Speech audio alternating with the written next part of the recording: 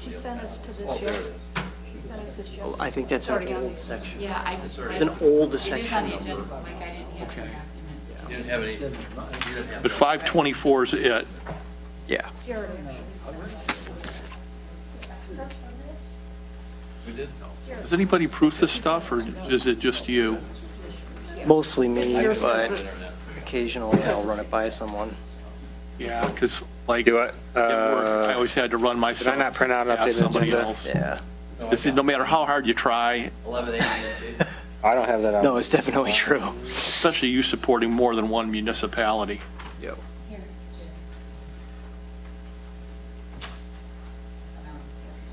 Thank you. Do you need to make a copy of it, or? No, Okay. another.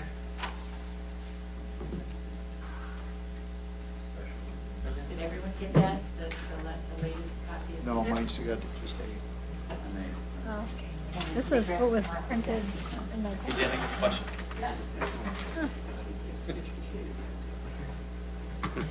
It's fun to do it. Bless you. B is conditional rezoning for 156 Gates. Does everybody have the planner comment? You guys have planner comments on 8A? No, I do not. Yeah, that came also Which item is that? Monday. Your report. The proving ground fuel tank, Oh, Who didn't get the new one? I don't have it. You have this site plan review for the fuel tank? I got it. Oh. Great, you got it? He's so, he's like, I'm like engrossed, I'm reading. Okay, all What's right. your question? did you get the planner comment on the They do that. You're missing it too. Yeah, I got that one. I think Randy needs one.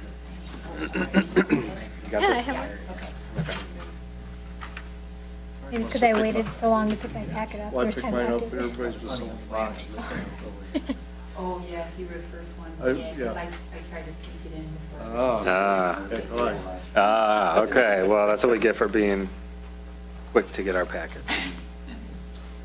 All right. I was gonna get Oh, hold on, not, agendas. okay.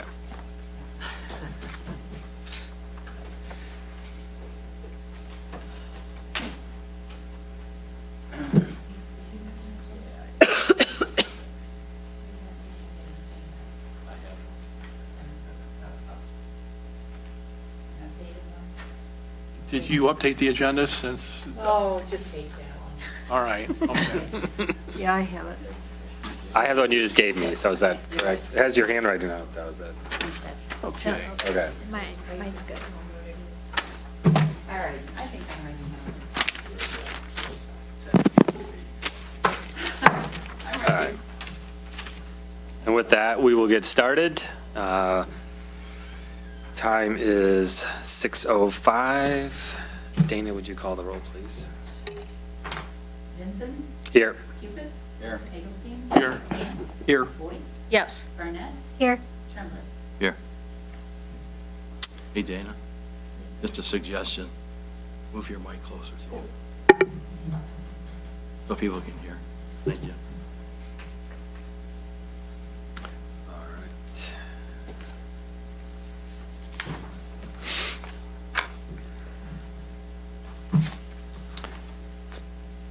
All right, we have a quorum. Thank you, Dana. Before we start the meeting, I would ask everybody rise and join me in the Pledge of Allegiance.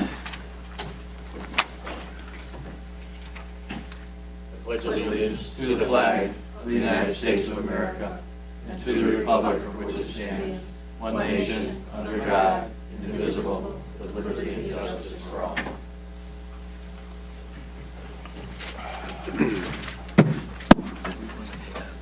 All right, good evening. Welcome, everybody, to the June 5th, 2024 Bruce Township Planning Commission meeting. This is a public business meeting of the Planning Commission, but we do welcome public comments at various points throughout our agenda. We do request that you sign in on the sheet along the wall to my right if you haven't already done so, and that helps us give a record of who's in attendance. The commission is made up of 7 Bruce Township residents appointed by the board. We also have Township employee Dana Buchanan, who assists us in numerous capacities, and also Joe Tangari is a professional planner with Giffords Webster, who advises us in our work. There will be opportunities throughout the meeting, or a specific point in the agenda for public questions and comments, specifically for items that are not on the agenda. We do ask that you try to keep those comments to 3 minutes. And as you're doing so, please be sure to address the commission and not anybody in the audience. With that, let us get underway. So next on the agenda is the approval of the minutes from the May 1st PC meeting.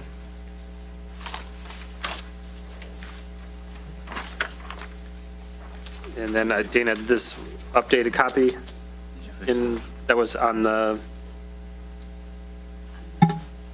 table for us? Or no? Nope, never mind. I think the minutes were Yeah. not.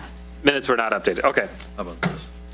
Any commissioners have edits or changes to the minutes from the May 1st meeting?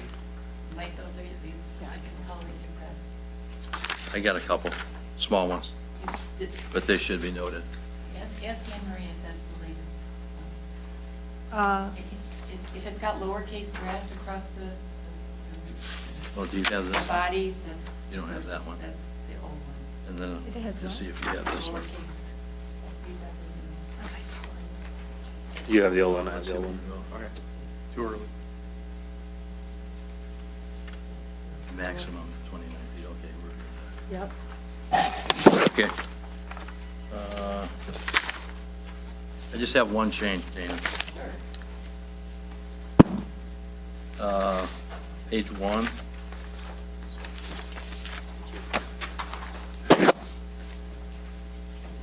Page 1. Page 1, minutes approved as amended, that box.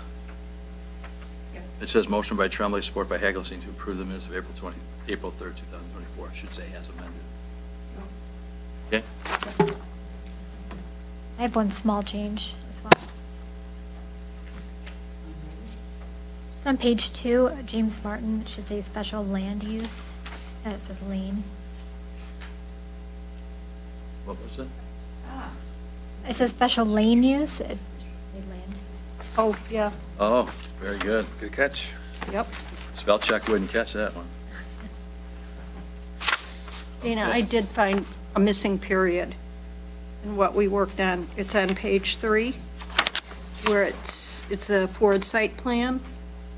Third line, which will be for suspect battery storage and a testing lab, period.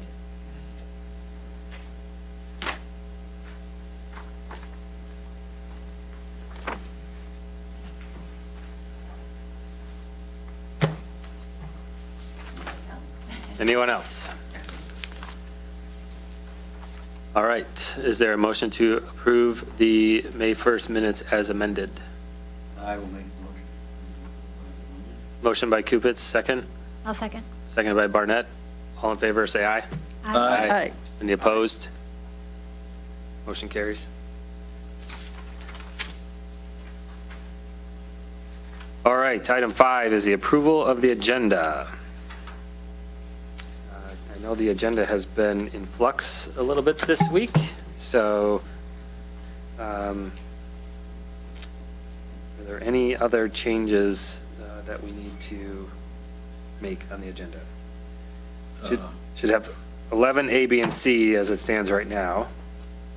I recommend that we change 11A to establish a committee to review the applicants and make a recommendation to the supervisor as to who we would recommend, rather than appointing. Yes. So item A will be an adjustment from an appointment to an establishing committee to review potential applicants for the planning commission vacancy. And that- Does there need to be another one for reviewing the bylaws? Yeah, 11D. 11D. So we're going to add item D to review the bylaws for the planning commission, specifically that state that a board member needs to be on the planning commission. Yep. All right, so we've adjusted 11A, and we've added 11D. Are there any other changes to the agenda tonight? Make a motion to approve the agenda as amended. Second. Motion by Boyce, second by Tremblay. All in favor, say aye. Aye. Any opposed, nay. Motion carries. Item 6 on the agenda is our public comment. So if you are here to speak on any topic specifically that's not on the agenda tonight, now is a chance for you. You can come up to the podium, state your name and address, and address the commission with whatever comments you may have. Now we're in trouble.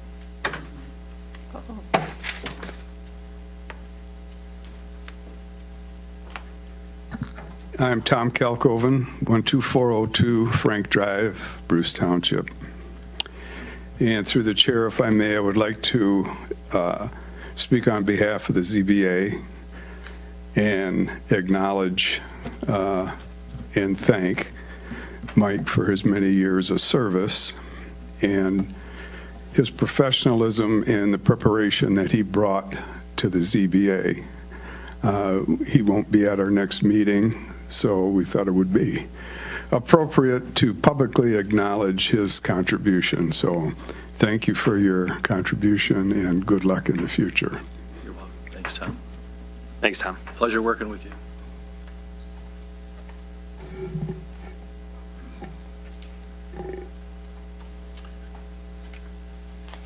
Hi, I'm Steve Mayfield. I'm at 9602 Cranbrook Court, and I'm actually just interested to see what could be done, what plans, what ideas. I'd love to offer up some ideas as well for the property that's at 34, or excuse me, just south of 34 on Old Van Dyke, the barn that's there that is currently owned, I believe, by one of the developers in the area. I know there's some unique circumstances that kind of keep that from progressing forward on its own, tied to the farm, and et cetera. So that's one of the things I'd like to do, is just kind of see if anybody's got any thoughts or ideas on how things could be changed or worked to make that a viable property, just the barn itself and the lot that it's on, without the multitude of acreage behind it. So. Is everyone familiar with that parcel? It's already split, isn't it? It is split. DeMille purchased that quite recently, and there is a barn, and it is kind of a question what to do with it. A few people have come forward saying that, you know, they had thoughts about what to do with it, and but nothing seems to fit because of the way our ordinance is written. It's got a house on it, correct? There is a house on the lot next to it, but I think, correct me if I'm wrong, the split comes between the house and the barn. Correct, yeah. And as it sits right now, the barn is solo tied to the large acreage that's behind. Right, so it's still part of all of the acreage in the back, you know, so agricultural kind of. No.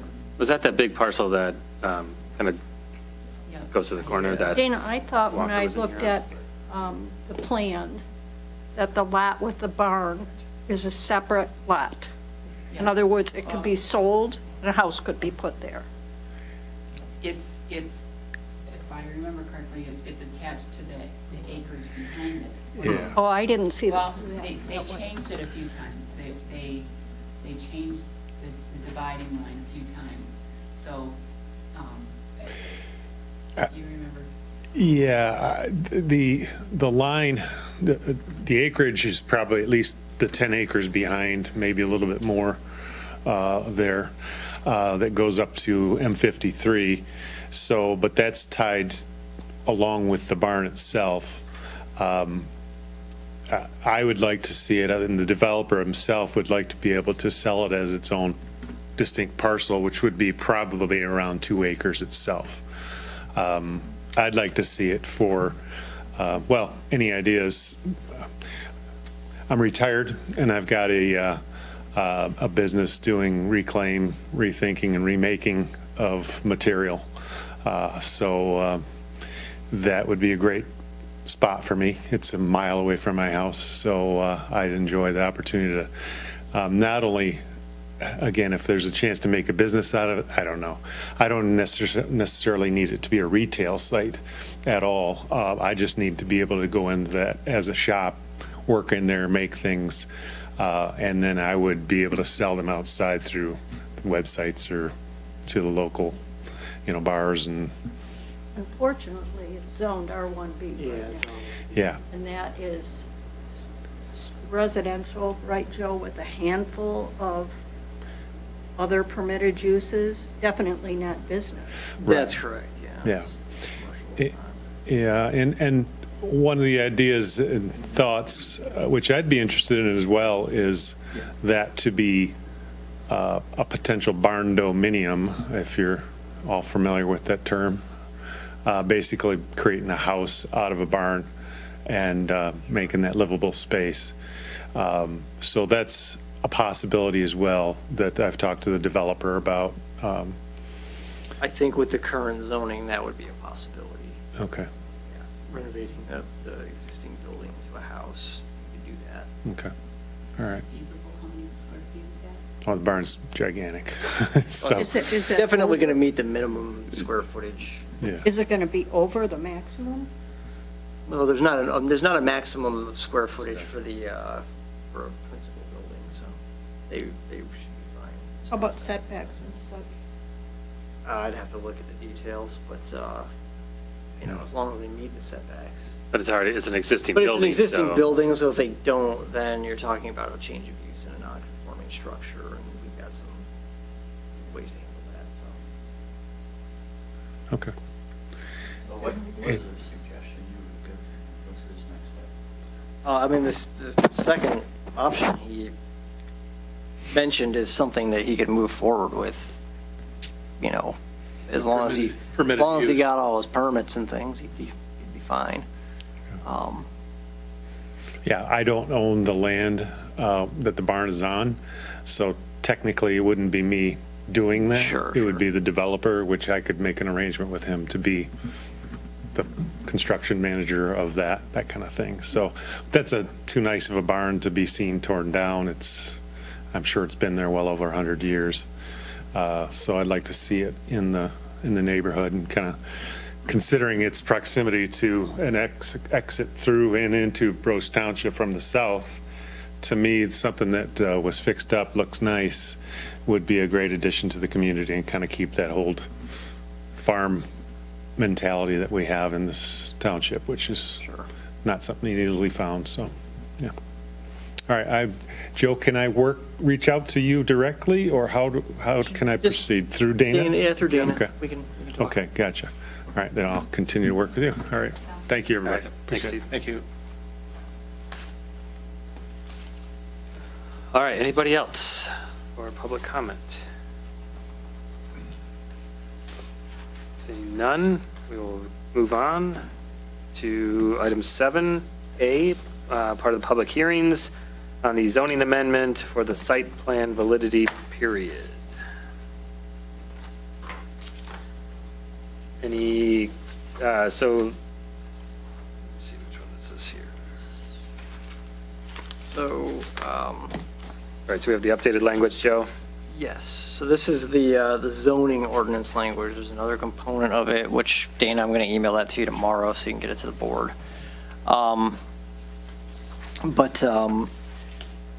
In the zoning ordinance, we have a 1-year validity period from the date of approval for a site plan at the moment, and we'd simply be extending it to 2 years. That's really the whole deal with this one. Okay. So this affects ordinance 161 and 187? Yes, yeah, any site plan approved Yeah. by the township. Update to it, Joe? What's that? Is there an update to it? No, no. I'm going to send you the one for the other ordinance. 187 has but the planning commission doesn't need to act on 187. It's only the board, so I'll get that to you tomorrow. Any comments or questions from commissioners before we open up the public hearing? With With that, I make a motion to open the public hearing at 6:22 PM. Is there a second? Second. Motion by Vincent, seconded by Barnett. All in favor, say aye. Aye. Any opposed? Nay. All right, public hearing is open. So now, specifically on the item to amend ordinance 161 related to the duration, validity duration for site plan approval, changing it from currently from 1 year to 2 years. If anybody in the audience would like to come comment on that, now would be the time. Seeing none, I move to close the public hearing at 6:23 PM. Second. Motion by Vincent, seconded by Hagelstein. All in favor, say aye. Aye. Any opposed, nay. Motion carries. All right, We need to make a recommendation to the board, right? correct, that's correct. I'll make a motion to recommend the change to ordinance 161 related to site plan validity period to the board for their June meeting. I'll second. All right, we have a motion on the table by Tremblay, seconded by Barnett. No other discussions. Dana, would you call the roll, please? Vincent, Yes. Kibitz, Yes. Hagestein, Yes. Ant, Yes. Boyce, Yes? Barnett, Yes.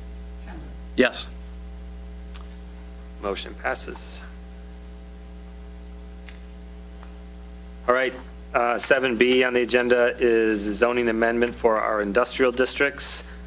This is a change that we've been working on for quite a few months now to do some updating to our manufacturing industrial districts, updating the use language, updating the intent statements, and really just trying to consolidate them and get some more clarity on those. So commissioners, you all have the updated amendments.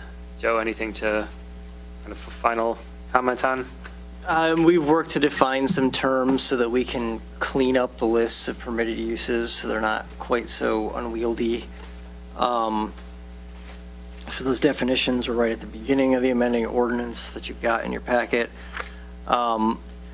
We've done a little bit of name changing of the districts. The planned industrial district is changing its name to the Industrial Research Office District, and the Industrial Research Office District that's in there now is going away. And then the Light Manufacturing District's name is changing to Light Industrial District.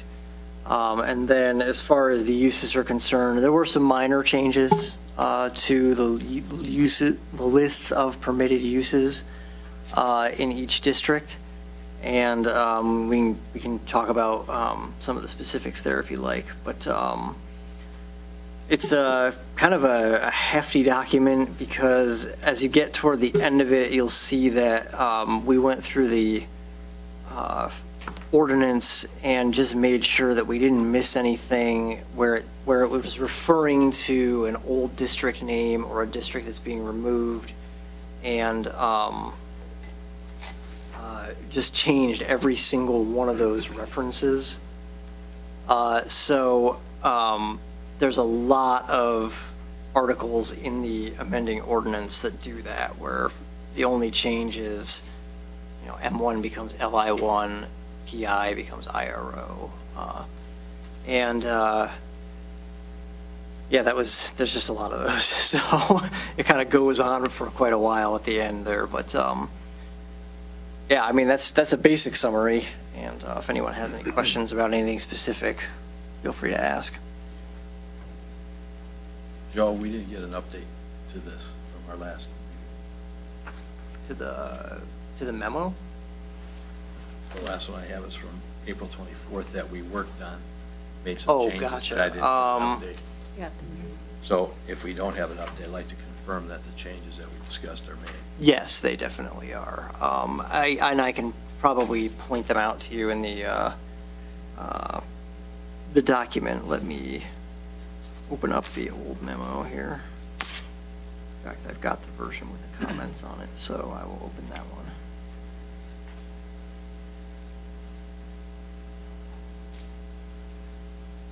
Yes, there were two comments that I logged at the last meeting. One was changing, we made a final decision to change the M1 district to the LI district. And that's been done. And that change is reflected throughout the ordinance. So you can see there's lots of sections where M1 is changed to LI.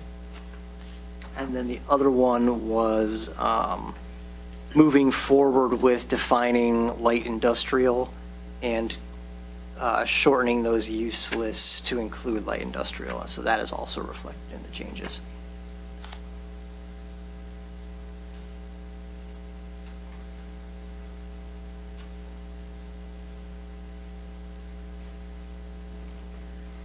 Did that cover your questions? Okay. All right, with no other questions, I move to open the public hearing related to the zoning amendment for industrial districts at 6:28 PM. There a second? Second. Seconded by Tremblay. All in favor, say aye. Aye. Aye. Any opposed, nay? All right, we now have the public hearing open for the proposed changes for the industrial district. So if you are here to speak on any of those changes, please make your way to the podium and address the commissioners, please. Seeing no one, I move to close the public hearing at 6:28 PM. Second. Seconded by Hagelstein. All in favor, say aye. Aye. Any opposed, nay? All right, the public hearing is now closed. So like the last one, we would now need a recommendation to the board for the amended ordinance changes.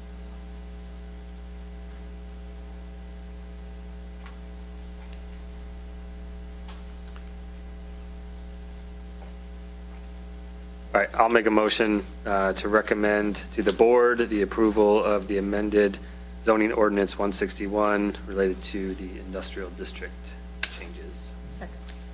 Motion by Vincent, seconded by Boyce. Danny, would you call the roll, please? Hagelstein, Yes. Cant, Yes. Cubits, Yes. Vincent, Yes. Boyce, Yes. Barnett, Yes. Trumbull. Yes. Motion passes. All right. Mike, thanks for all your efforts in spearheading that one. I know that was important to the township as we look to kind of improve our standards and just provide some better clarity to those looking to invest in the township. I think that was a good change, so thank you. All right, item 8 on the agenda for this evening is the reviews for the Ford Proving Ground Fuel Tank Project Site Plan Review. Do you have anybody here to speak on that project?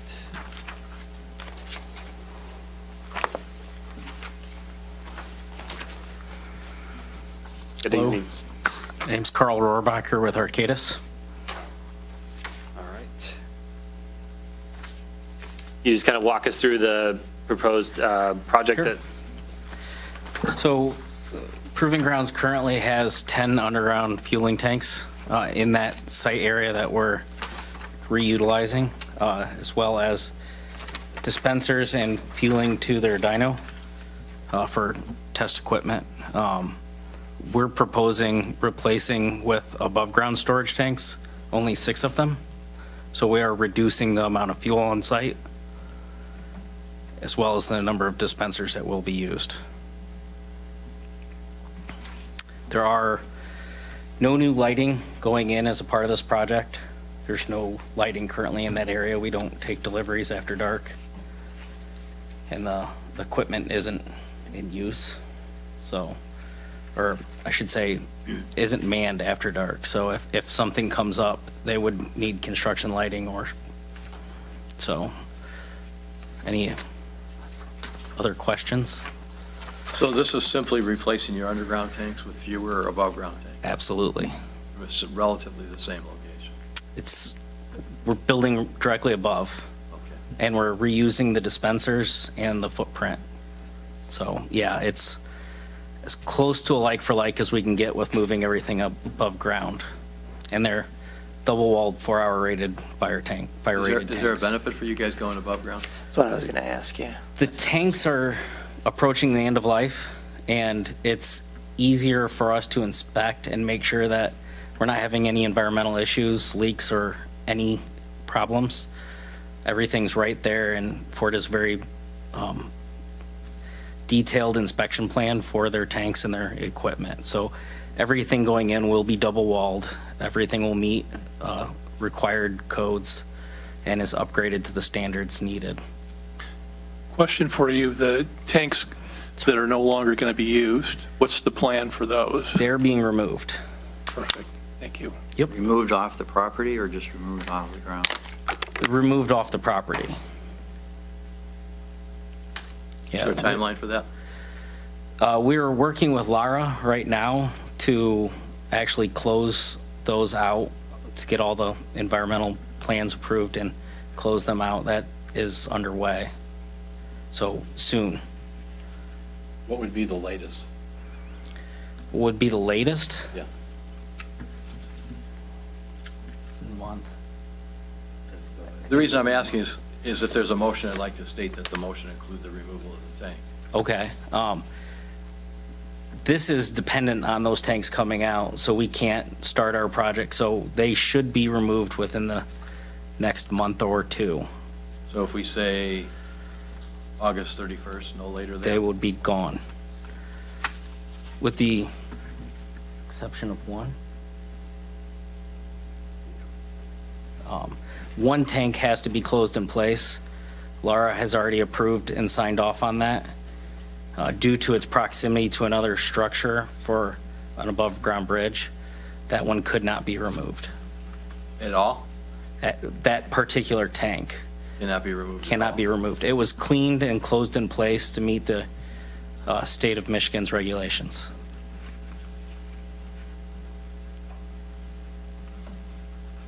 Okay.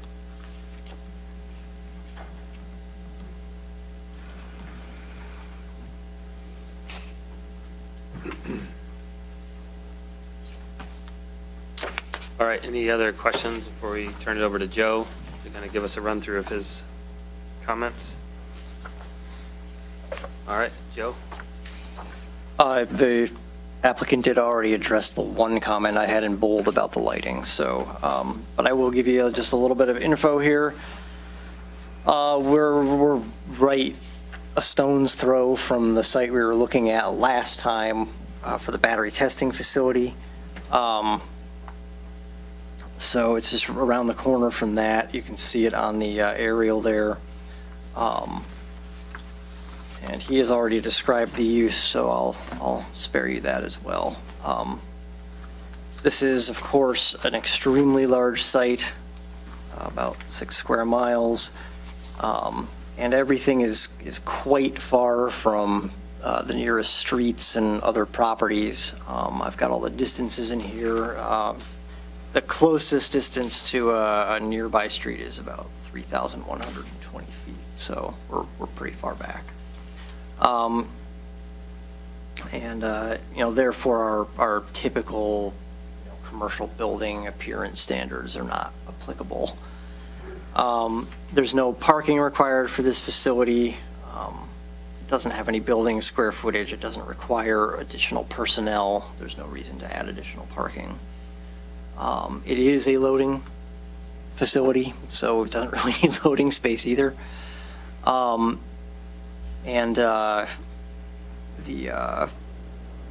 tanks are in a structure that keeps them obviously in place and neat. Not a dumpster facility required. I noted the standards of Section 421, which apply to these engineering research uses out in the RS district. The section reference there should be to 524. I'm not sure what happened there, but that's our performance standards section, and that talks about all sorts of things like noise and particulate debris and things like that. And then that last item there, item F, they are more than 500 feet from any property line. So if they're doing any kind of testing at the facility to make sure it works, that they're meeting that standard. So knowing that there's no lighting being added, we don't need the photometric plan, and therefore we don't have any objections to the project.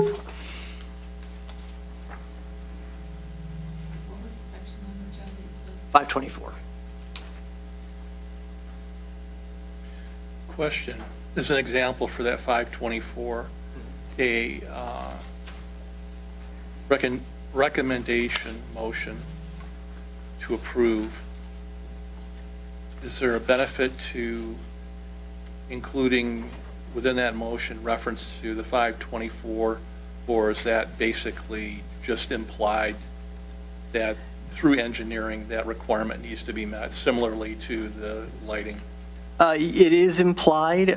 If you were going to reference a section, I would say section 421, which is the broader standards for engineering research, and then that's included within that. Okay. And then secondly, that the gentleman shared that there's no lighting at the location, but if any lighting were ever to be added later, does it behoove to add reference to if lighting were added at any point in the future that would need to meet the Bruce Township lighting ordinance? It would regardless, so I don't know that it's necessary to include in a motion. Okay. So, and what was the umbrella performance standards section again, Joe? 524. No, but I mean, Oh, the standards for the use, 421. 421. Yep. Okay.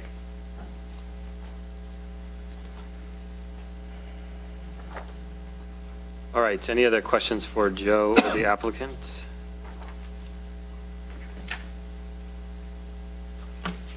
Hearing none, is there a motion?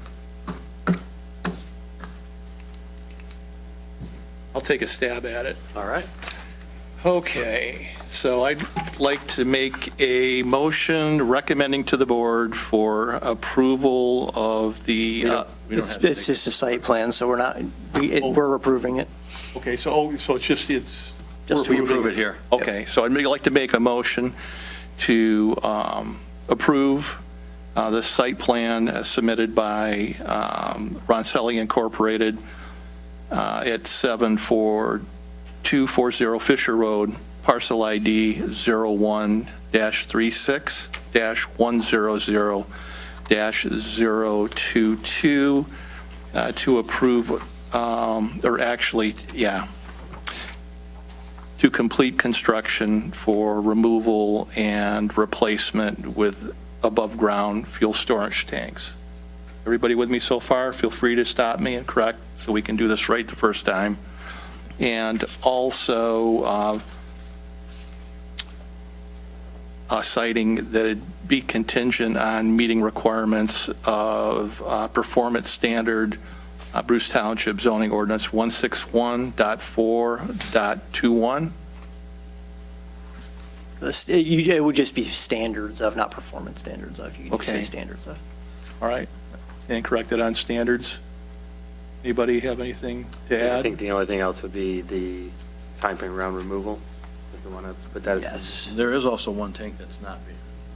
Okay, so would make that just So a it's stated contingency? Why don't you say that they removed by August 31st, but the one remaining one, how are you guys going to treat that one? It has been closed in place, so So it was that's- cleaned and then filled. That one will be closed in place Okay. by August 31st. Dana, you got enough to take and use Mike's wording? Okay, thank you. Thanks for the input, Mike. Sure. I'm good if everybody else is. All right, motion by Hagelstein, is there a second? I'll second. Seconded by Cant. Dana, would you call the roll, please? Cupids, Yes. Eggleston, Yes? Camp, Yes. Vincent, Yes. Barnett, Yes. Boyce, Yes. Trumbull. Yes. Motion carries. Thank you. Thank you. Thanks, Rick. Nice job. Trying. All right, moving along. Item 9, communications. I do have a note from Supervisor Philbrook. He would like me to make the announcement that the eastbound right lane of 32 Mile Road between Fisher Road and Mound Road in Washington Township is anticipated to be closed June 10th and June 11th for commercial approach work by Big Red Orchard. So just a heads up that there will be some impact to the road. What are the dates again, Jerry? June 10th and June 11th. Okay, all right. Thank you.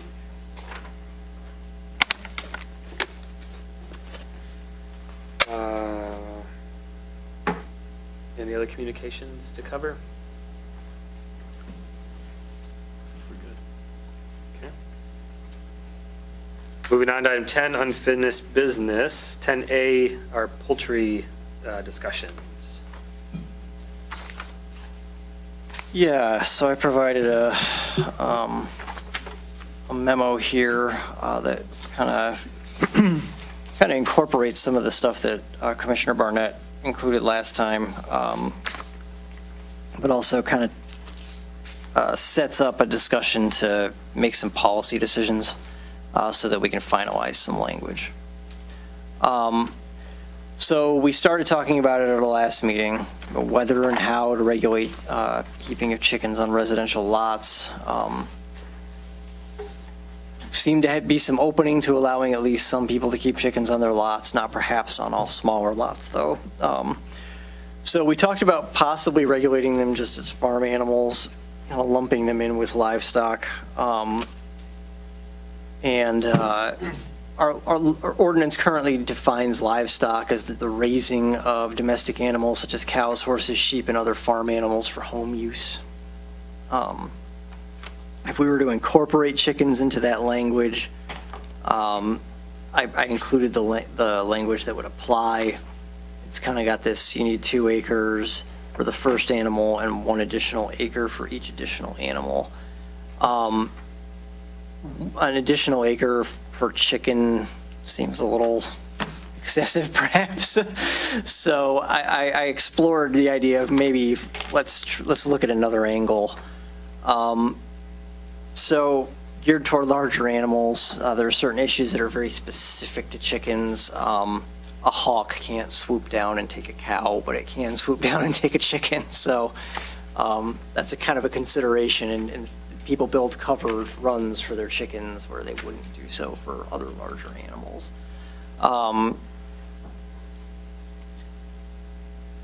So as far as the policy decisions that I'd like to talk about tonight, one is just eligibility. So how large does a lot have to be in order for keeping of chickens to be permitted? So the kind of pilot standards that Commissioner Barnett gave us last time included some ranges for number of birds, 1 to 2 acres, 2 to 3 acres, 3 to 4. It does not include lots that are under 1 acre. We have, I'm just going to verify this before I say it.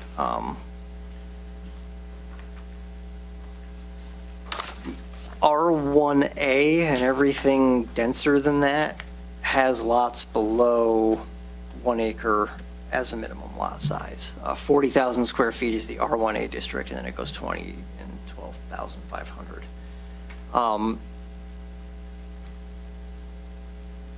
R1, of course, is well above that. It's 90,000 square feet. And then the RS district is even larger. So we know that any conforming lot in the RS or R1 is going to accommodate this.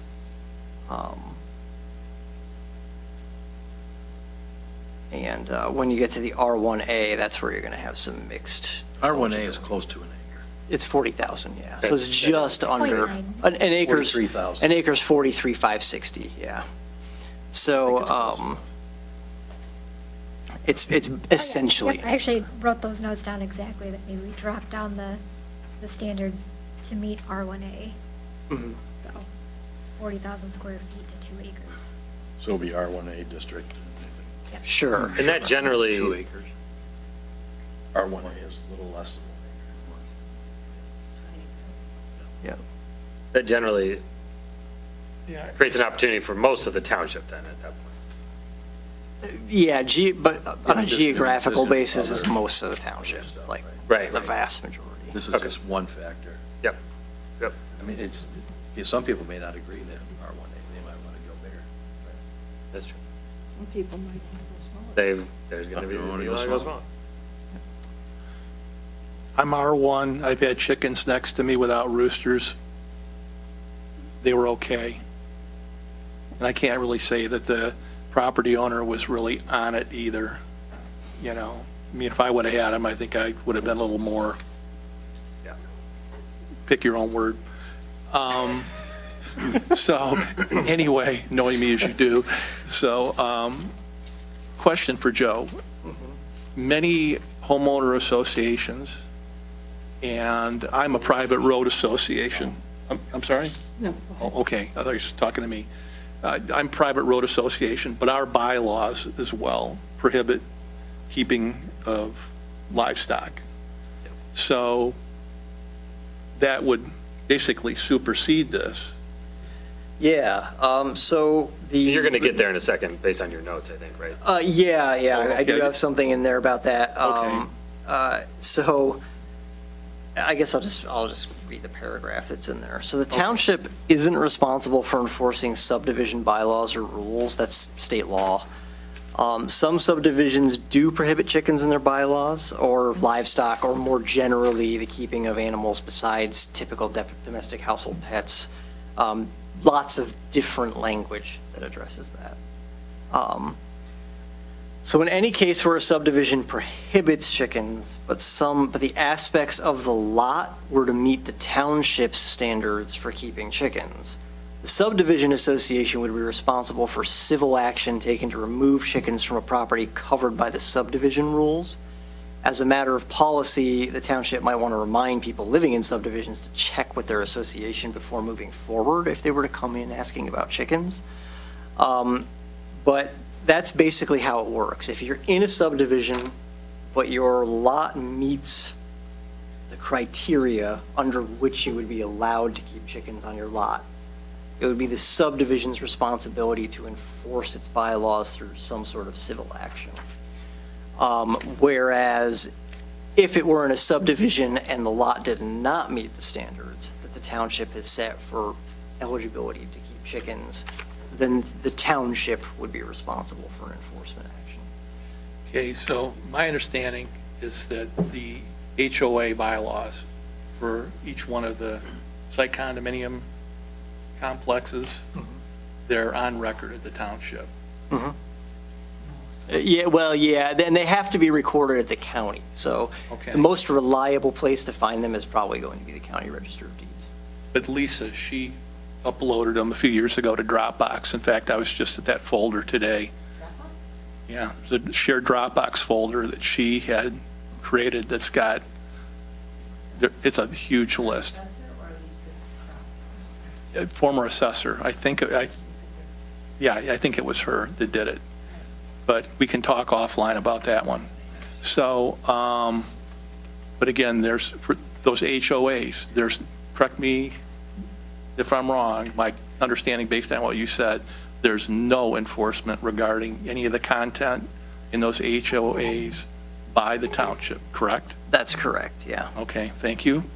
But the HOAs can be more strict, but not less strict. That's exactly, yeah, exactly. HOAs can be more strict, but not less strict. And they just have to understand that if they are more strict, the onus falls on them To enforce. to do the enforcement. Joe, do you want us to ask questions as you're going through this? Yeah, Or wait absolutely. to the end? Yep, absolutely. Yes. I noticed that this is under chicken density. It says, "and rooster limits." I thought we kind of, maybe. The next sentence says no roosters are permitted, period. Oh, okay. Yeah, no, there's no, yeah, So we're you not, can't have we're not doing roosters. roosters, yeah. So we just, when this ends up, and then, assuming we get that far, it ends up in an ordinance format, there, it would just say, "no roosters." Exactly. Okay. Yep. Yeah, I would say no roosters are permitted, and then you Got it. move into your chickens. So kind of in that same section, the density one, as I read that and compared it to this other thing you provided. Sure. It was definitely interesting because this says 4 to 6 chickens per residence. Right, And yeah. We've got 20 plus. We're way over- Whatever however Yeah. big your property gets. So Yep. I think as you read through this, and if we're limiting it to non-commercial use only, then it does seem like potentially there's value in limiting, having some limitation. An on that. overall cap, yeah. Yep. So it's sort of a matter of where is that cap and what's reasonable. You have chickens, right, Jared? So You say- however many I have is okay. Just kidding. You have a chicken roast. So what's your For recommendation? the ones that don't lay eggs, we're going to. What's your recommendation? I mean, it appeared to me like you were going for an overall cap. I don't know, I just think,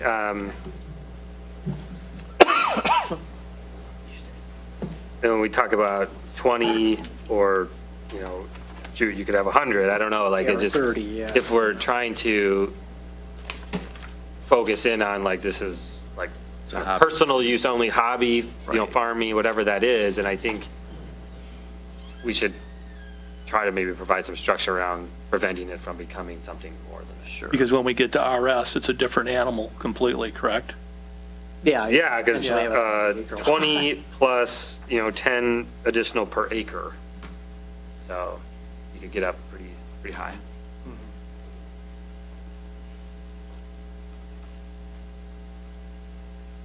Yeah. I mean, it's sort of a matter of where do we feel. Any suggestions? Jared's closer to this than I am. I mean, chicken generally lays an egg a day. I actually did some math on that. Okay. I defer to Commissioner Barnett. If you estimate that the hens lay 6 days a week, then 5 hens will get you 11 dozen eggs per month. 10 hens, 21 dozen eggs per month, and 20 hens would be 43 dozen eggs per month. So just when I was looking at the, That's a lot of frittatas. right, so when looking at the non-commercial keeping of chickens, I was trying to put into perspective, how many eggs would you get from these chickens? And so that will hopefully help play into our decisions. Yeah, because you are considering non-commercial Right. keeping here. So 43 dozen is kind of a lot. That's one big omelet. I have a question. Is it possible to take and not only have the acreage and quantity, but have a stipulation here that, for 5 acres and greater, it's got to be in the RS district? Because, I mean, for somebody who buys an RS, I mean, it's rural suburban. It's expected to be farmland. And, I live, again, you guys hear it every meeting, I live R1, just a little over 2 acres. It's not country living. It's subdivision living with acreage lots. And, many people come out here and they think that they're Eddie Albert from the Green Acres show, that, they're living on green acres. And it's like, I've seen people within, very close to me, when they moved out and their house was being built, they just drove all over everybody's property. There's no boundaries. It's a free-for-all. And I'm off on one of my usual tangents. I'm sorry about that. But getting back to where I started with, do we have the ability to bake in here that the larger quantity should be expected to be from RS only? I think it's non-commercial use, you just put it overall cap, period. So there are people that have little stands at the end of their driveways where they put eggs out. So what would that do for those people? Does that fall into commercial use if you're selling them on the end of your street, or at the end of your driveway? Yeah, what's Gail say? Yeah, exactly. And we kind of, the next item, but when our commission met, we talked about, we do have a provision that allows roadside stands. And we wondered out loud to ourselves, well, can they be anywhere? But then when I went back and looked at the matrix of where things are permitted, hang on, I'm losing I'll get to it when we go over that handout a little bit.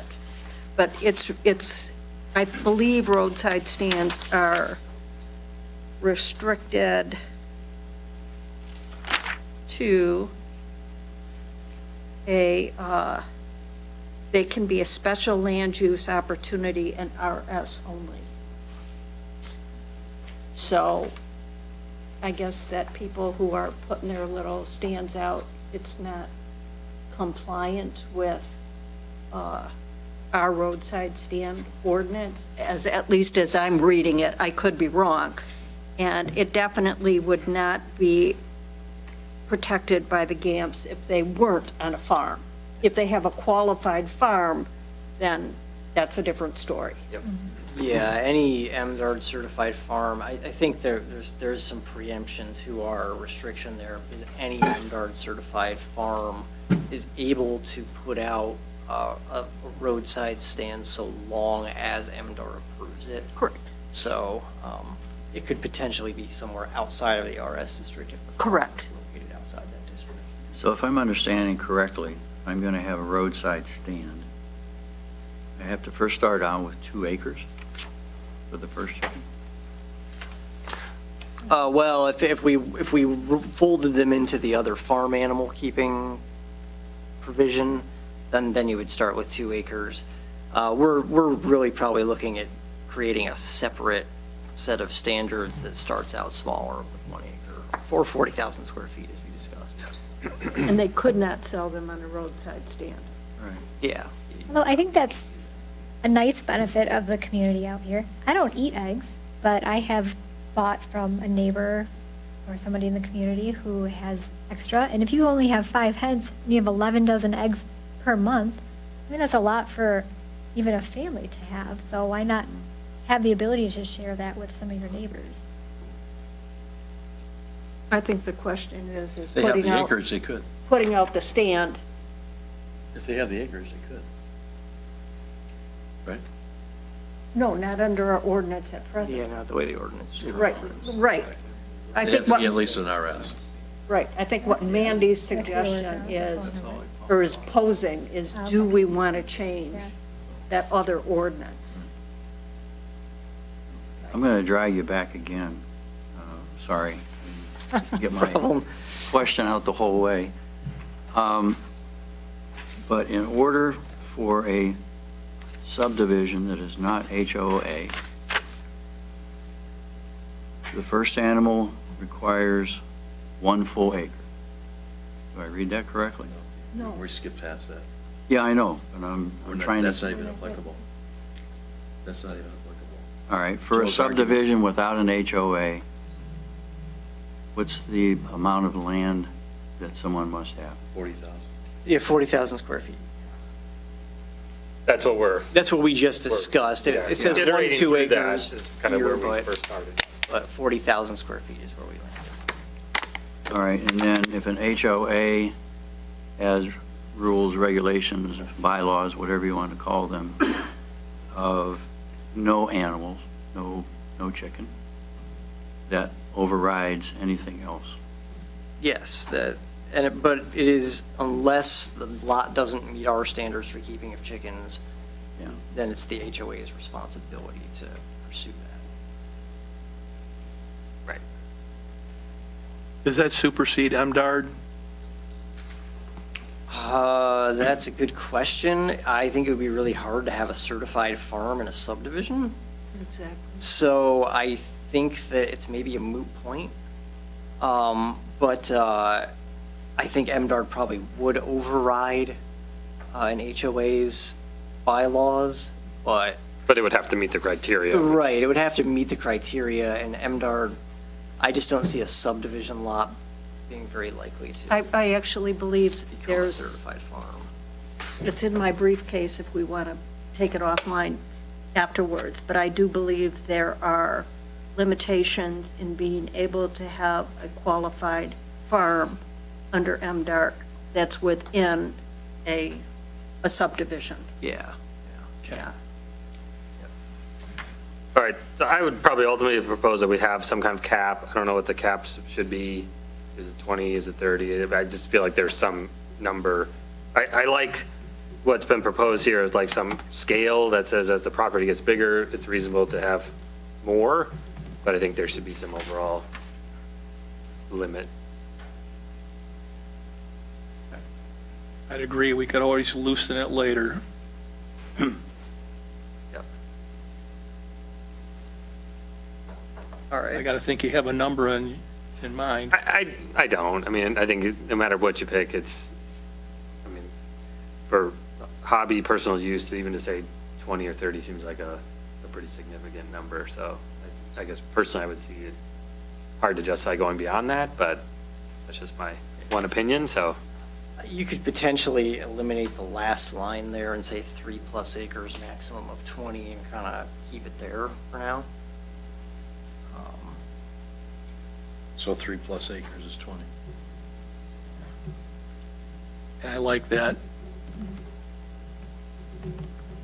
It's 43 dozen eggs. I'm sorry. It's a lot. Yep. All right, so then we move on to the neighbors setbacks. Yep. So I included Commissioner Barnett's suggestion from last time of 50 feet from property boundaries and a minimum of 125 feet from neighboring residences. So that's a good starting point, I think, for discussion. You could potentially establish screening requirements for coops and runs on larger properties. Simple distance from a property line, like over 100 feet, is probably going to be sufficient. On smaller properties, some vegetative screening might be appropriate if the chicken coop and run is going to be visible from neighboring properties. But if you have a privacy fence or other natural vegetation that's already there, you're probably not going to need more than that.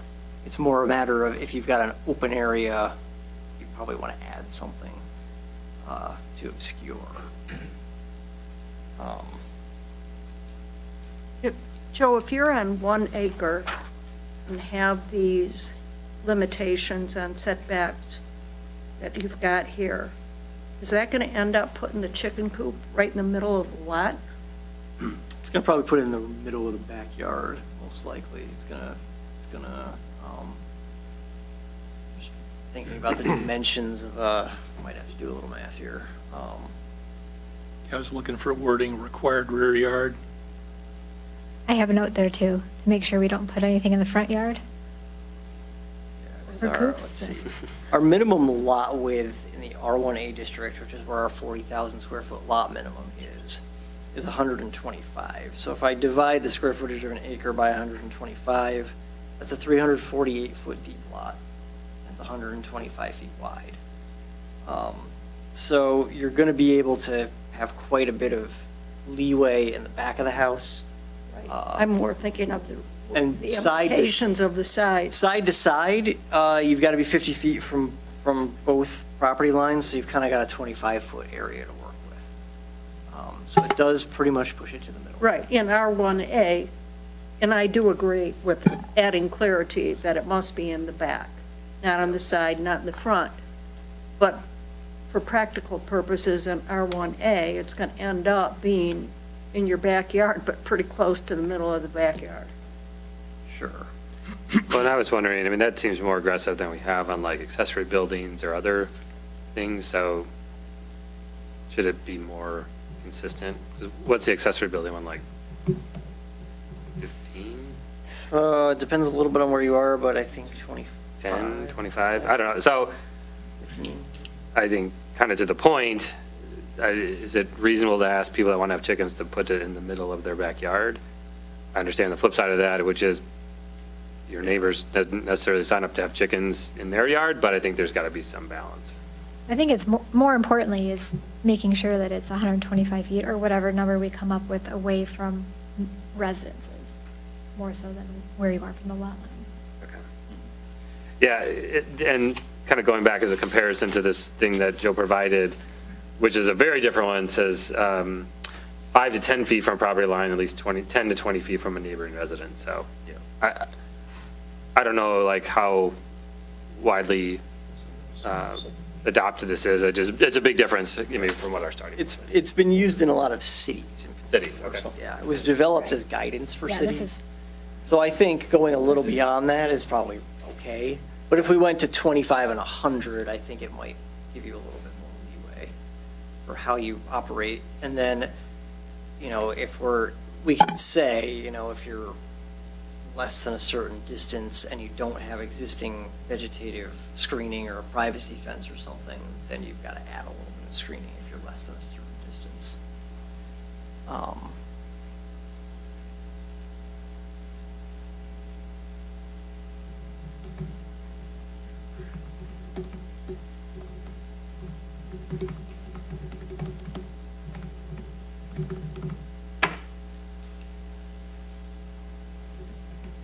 So, yeah, I think if the bigger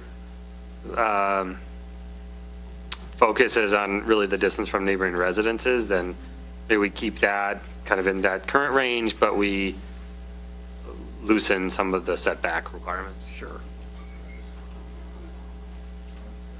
So you're talking 125 from structure, near structure? Yeah, something like that, or 100, 125. Like, I don't know what the right number is. If that's more important, then I think Yeah. let's focus on My that. only experience with this recently is neighbor had 6 hens.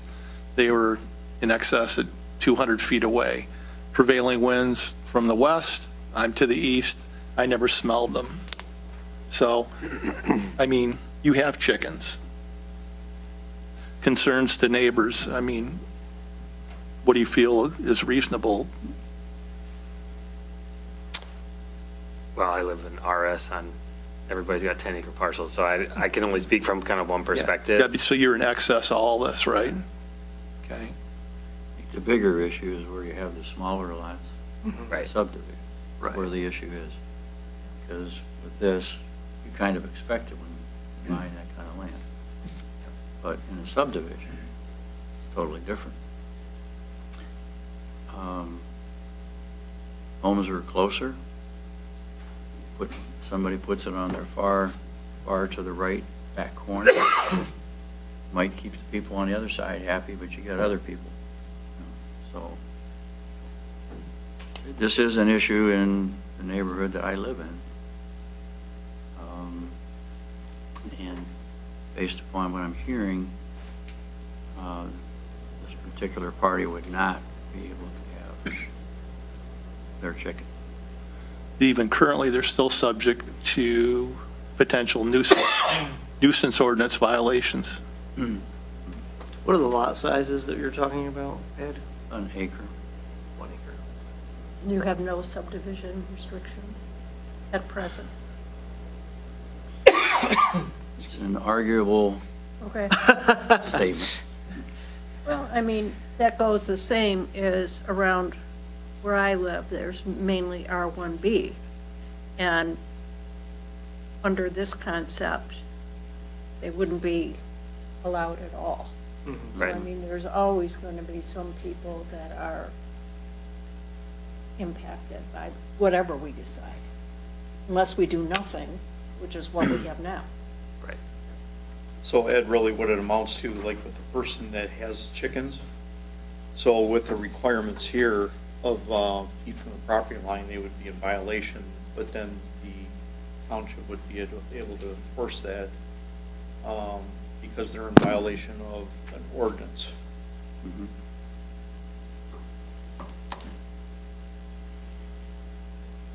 They would just have to move their coop, right? It's just too far on the side. Well, they're not allowed to have chickens, period, but they do, Yeah. so. All right, so kind of keeping this going, from a setback perspective, are we looking to make some adjustments? Yeah, I have in my notes, take the setback down to 25, cut in half, give people a little more room to work with, and then do 100 feet from the neighboring residence still, and then keep it in the rear yard, and then add screening if screening is not present when you're less than, I've got 30 feet in my notes here, but if we want to use a different number, that's fine. I'd feel more comfortable reducing the setback to 25, but still keeping the closest they can be to near structure 125. How do others And- feel and about ag- I'm sorry, what's that? that? Is that, do people feel, okay. Yeah, and again, towards my earlier comment, if we need to loosen it up, we can always revisit it later. So even my lot that I have, because I'm on a cul-de-sac, with this at 50 feet, if I was allowed to have chickens, I only have 90 feet across the back of my lot. You know, so that would push it, of course, I got 250 feet of frontage, but that would push it way up into the center of my yard just to meet 50. So to go to 25 makes sense, and then you keep the distance from the homes. Yep. So it's freeing up one thing. Right. So that and the other item we were discussing was the maximum for, we had like an acreage cap, was it going to be greater than or equal to 3 acres? Did I, For the Yeah. density. and then we were going to cap that at 20, is that correct? Yeah, that's correct. Yeah. Okay. Unless we want to go lower than that, but that's where we are now, is 20.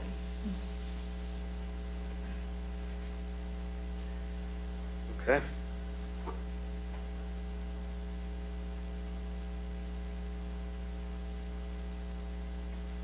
I'm going to ask the stupid question again. I get flooded with questions when I leave here. So the rule that says you must have 2 acres of land says anybody with 1 acre parcels cannot do this, cannot have chickens. No, what we're proposing is. That's if you the, have that's the 40,000 keeping of farm animals standard. Well, I know, but Yeah. what it So says- we're treating but them as here- Put an X on that. That's piece. not Yeah, applicable, put- they're on page 2. Yeah. This is all not applicable to chickens. Oh, Those are farm animals. oh, doesn't okay. apply. Yeah, you got to look at the next page where he All would, right, I he's missed it. proposing Yeah. the kind of content. What we're saying is if you don't have at least 40,000 acres, 40,000 square feet. 4,000. 40,000, which is our R1A district. Yeah, okay. Thank you. You want to So you just keep could- rolling? You want us to just ask questions? Yeah, we can keep rolling. We can get into the animal welfare portion of it, which this is basically be kind of like a set of baseline standards for if you're going to have them, you Yep. need to provide this. And I think this is a good set of standards. It gives them, this is in line with all the recommendations I've read, and it gives them adequate space, and, you don't want to overcrowd them because that leads to sanitary issues and health issues and things. So I think this is a good set of standards here for welfare. Does the house have to have a top? That's something that we can discuss. I think most people are going to put a top on it as a matter of course. Because I- then you might not have any chickens. Yeah, well, yeah, exactly. I certainly would, because there are varmints that can climb and dive, and chickens are vulnerable. I haven't Hawks and seen fox. a coop without a top on it. Do they make them? Yeah, I've never seen one without a top. Are you talking about a coop or a Yeah, run? the run. A run, yeah, I've seen several, including in my backyard. okay. So, I don't know. It's, But do you have a covered area that they Sure. go into? Yeah, okay. So I think that's really what, all we need is a covered area. Because, yeah, you can let them out into a larger area to roam. But ultimately, you're going to put them when they're not, like at night or something, they're going to be back in that covered area. So that a raccoon doesn't come in and, so again, just comparing them to this other thing you provided from MSU. Michigan State. I think the size things were different, so I don't know. I guess the one I was looking at is the 10 square feet per chicken. Is, based on some of our numbers, that could be pretty large.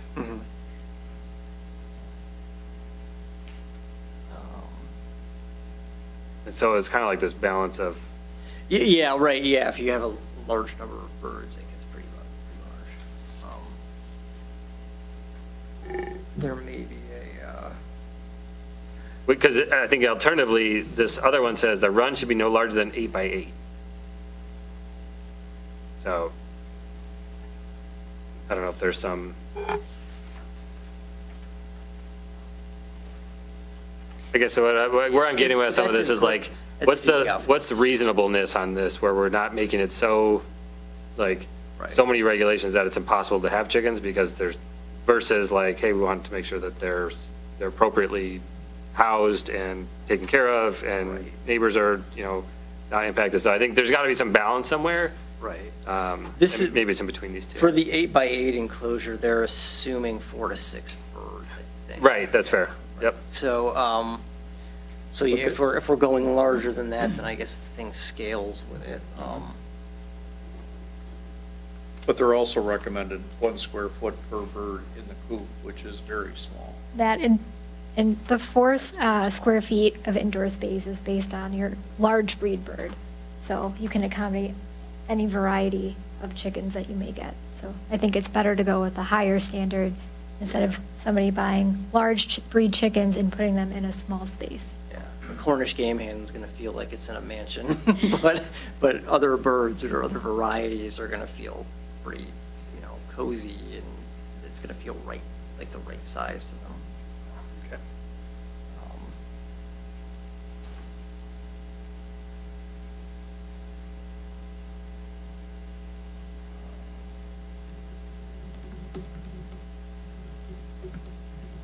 Just making a note to myself here. Okay.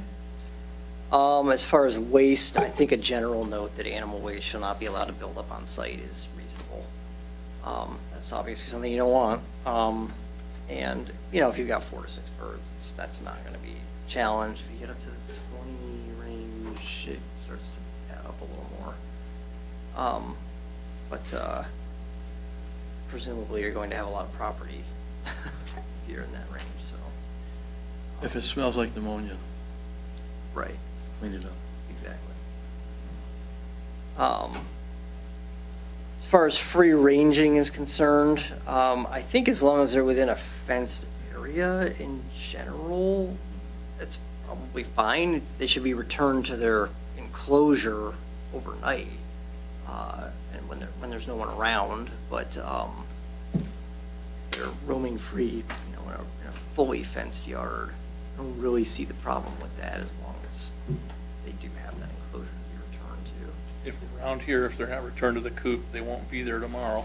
Well, yeah, exactly, yeah, foxes and things are gonna How does this- figure that out pretty quick. Other than restricting it to roughly an acre or more, how does this prevent the chickens from escaping the yard and going to camp in the neighbor's shrub bed? It's really a matter of, you gotta have the right fence height, probably need a 6-foot fence to keep them from, most chickens are not good flyers. There are some breeds that could probably get over a 6-foot fence. But that's not. So we're not restricting that. We just say they can roam around within your fenced area, but this says we don't care what kind of fence. Well, we can care what kind of fence, we can certainly say. It's gotta be, maybe it needs to be a 6-foot privacy fence or something like that. I mean, we can You want something to stipulate. prevent the birds from escaping the fenced area. I agree. When I think of free ranging, I think of like they're just allowed to roam around. And I don't think we want that. Like, No, I think there's been you- concerns of like where they show up in somebody else's yard, and I think they need to be contained within somebody's yard. Yeah, you don't want them down by the road, Yeah. especially when someone's driving 55 miles an hour down that road. It's- Okay, we'll put a fence requirement in there. I mentioned the egg or meat sales by non-farms. We talked about it a little bit already. Where are we landing on that as far as, let's say, I've got some extra eggs. What do I do with them? Do we let people Why don't we just stay silent on it? stay silent on it?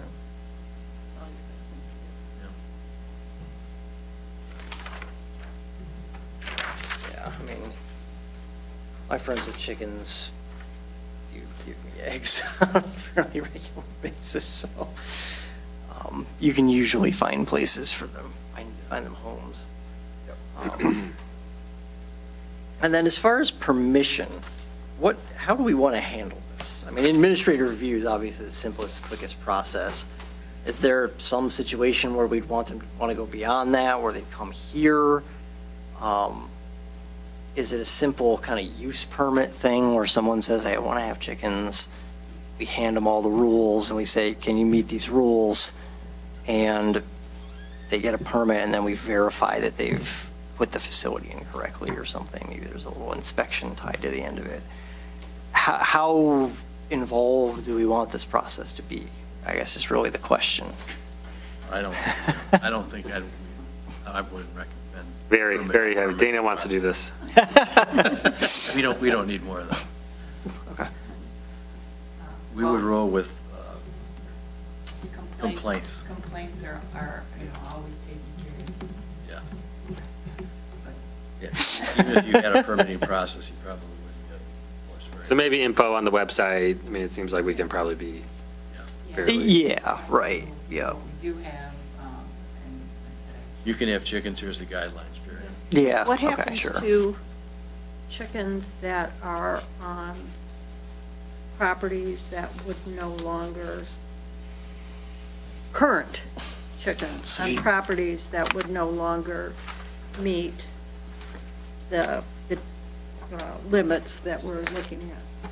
So zoning doesn't apply retroactively, so if you've got a facility for your chickens, a coop or something, we couldn't make you remove that. As far as bringing new birds into it, I think it would be considered a non-conforming use. So if you lost a bird and brought in another one, I think it would be considered a continuation of a non-conforming use.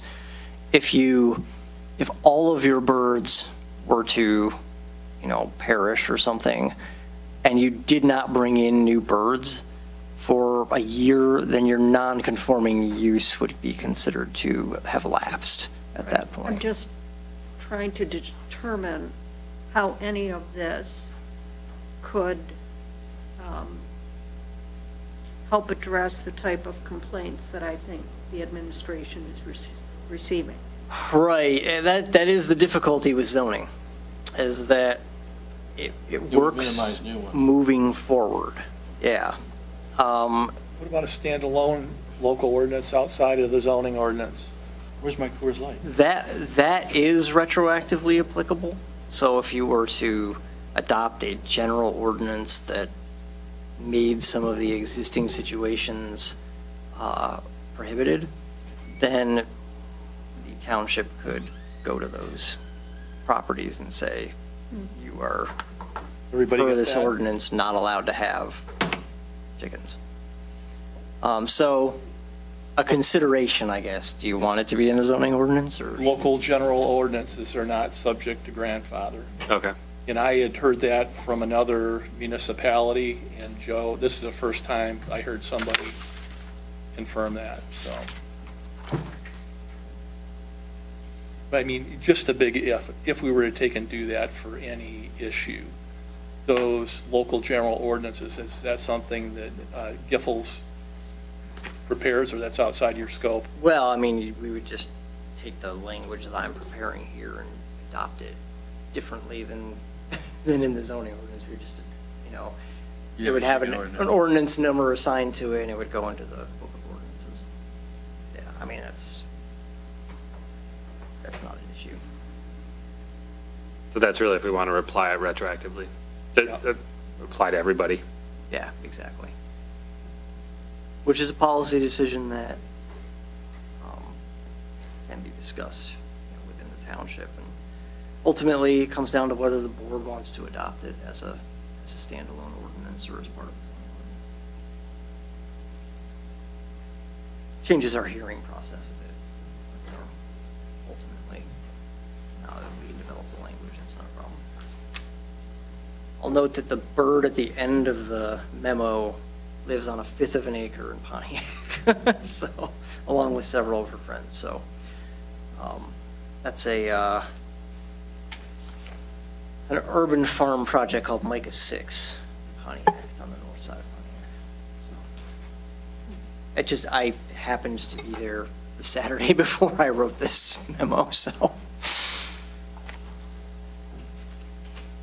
All right, so it sounds like a revision for next time. Yes, sounds like putting together language for, I believe our July meeting is the 10th. We moved it to the 10th, right? Please note that. Yes. Not the 3rd, it's the 10th. I think that was probably going to come up at the end of the meeting, but cat's out of the bag now. Okay. Your notices, I need to tell you, your notices that Oh, okay, yeah. All right. Mr. Chair, 5-minute break? Sure. Okay, thank you. All right.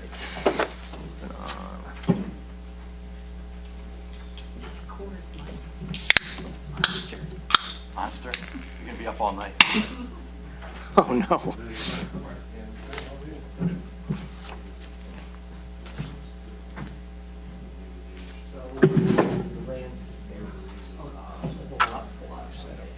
Yes. I did. So, I did talk to Carter about this. They did recommend that the lots be Grassy.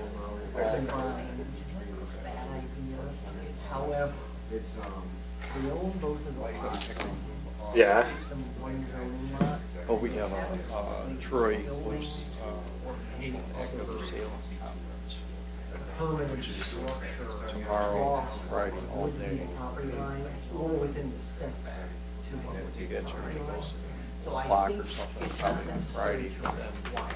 then it starts at 6, so it's to get everything set up. Yeah. Well, she's just, I don't know how she thinks about all this stuff, but she's just on it. Really? Yeah, you know, she got all the food ordered, she got all the door prizes, raffle prizes, because they're just over raffle tickets, which are tickets. And, great prizes, like she's like, "Oh, think about this," I'm like, Really do a I can video think of all call. this stuff, you know, so, but yeah, she did all that. I No, I'm bought still a fire sitting pit up today, because we were talking about bonfire, which Yeah, maybe, creates, maybe not. go get a permit, you know, type of thing, and I should have been going pellets or something, Yeah. something big like that. No. So I just bought a 40 gun. Yeah, everything good over there? And just small. And I was gonna talk to your dad, he's probably got some crap fire with it, you know. And I was even thinking about having it in my pile, because it's been years. And just get rid of it, and then some of the stuff your dad throws away, like how Yeah. it's better than the stuff I He's have. pretty picky. Right, so. You wanna set Uh, Yeah. And we're gonna tell people bring lawn chairs, just, Yeah. That's fine. But I'm gonna let you know that, I will let you know when it's so getting that's close. just more of a fellowship thing. Okay. I don't know, there might be a prize or something, like a. Yes. Yeah, I didn't remember that. Like everybody gets a Okay, ticket, bye. and they can vote on whatever car they think, and, you know, and Kristen was talking about, like, have everybody come into the west lot, but if everything's round, before now, but I also am gonna. I brought water, I'm good. if everything's around the other side of the church, it creates two separate But I'd like things. to get everything to you. So we talked today about, like, everybody parking along the back of the same lot. Besides, nobody's. And just keep that area, you know, and then people can park in the west lot, or the lot. That way it keeps it all like one event. Okay. Sure. Federal overrides state, state overrides local community. Yeah, and it's like, Overrides. I know nothing about car Yeah, more or shows. less. You know, and it's something like an A&W Thursday night type deal is what you kind of expect. Okay. You know, just, hey, tell your friends, So, bring your car, just NHOA Yeah. have a something for guys prescribed to architectural connect over and. Right. And, Kristen goes, you know, you used to play car shows, I'm like, of course. Yeah. But she worked at Baker College, Clinton Township and the Gratiot Cruise. So every year, she would organize the car show at. Really? Yeah, so.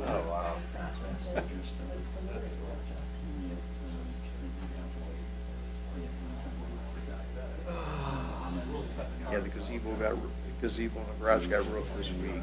Oh, nice. Guys were just talking about extending the culvert of the campground, south campground, because we've had a couple of people drive it in the ditch, there's like no, at night, you can't tell where the edge of the driveway is.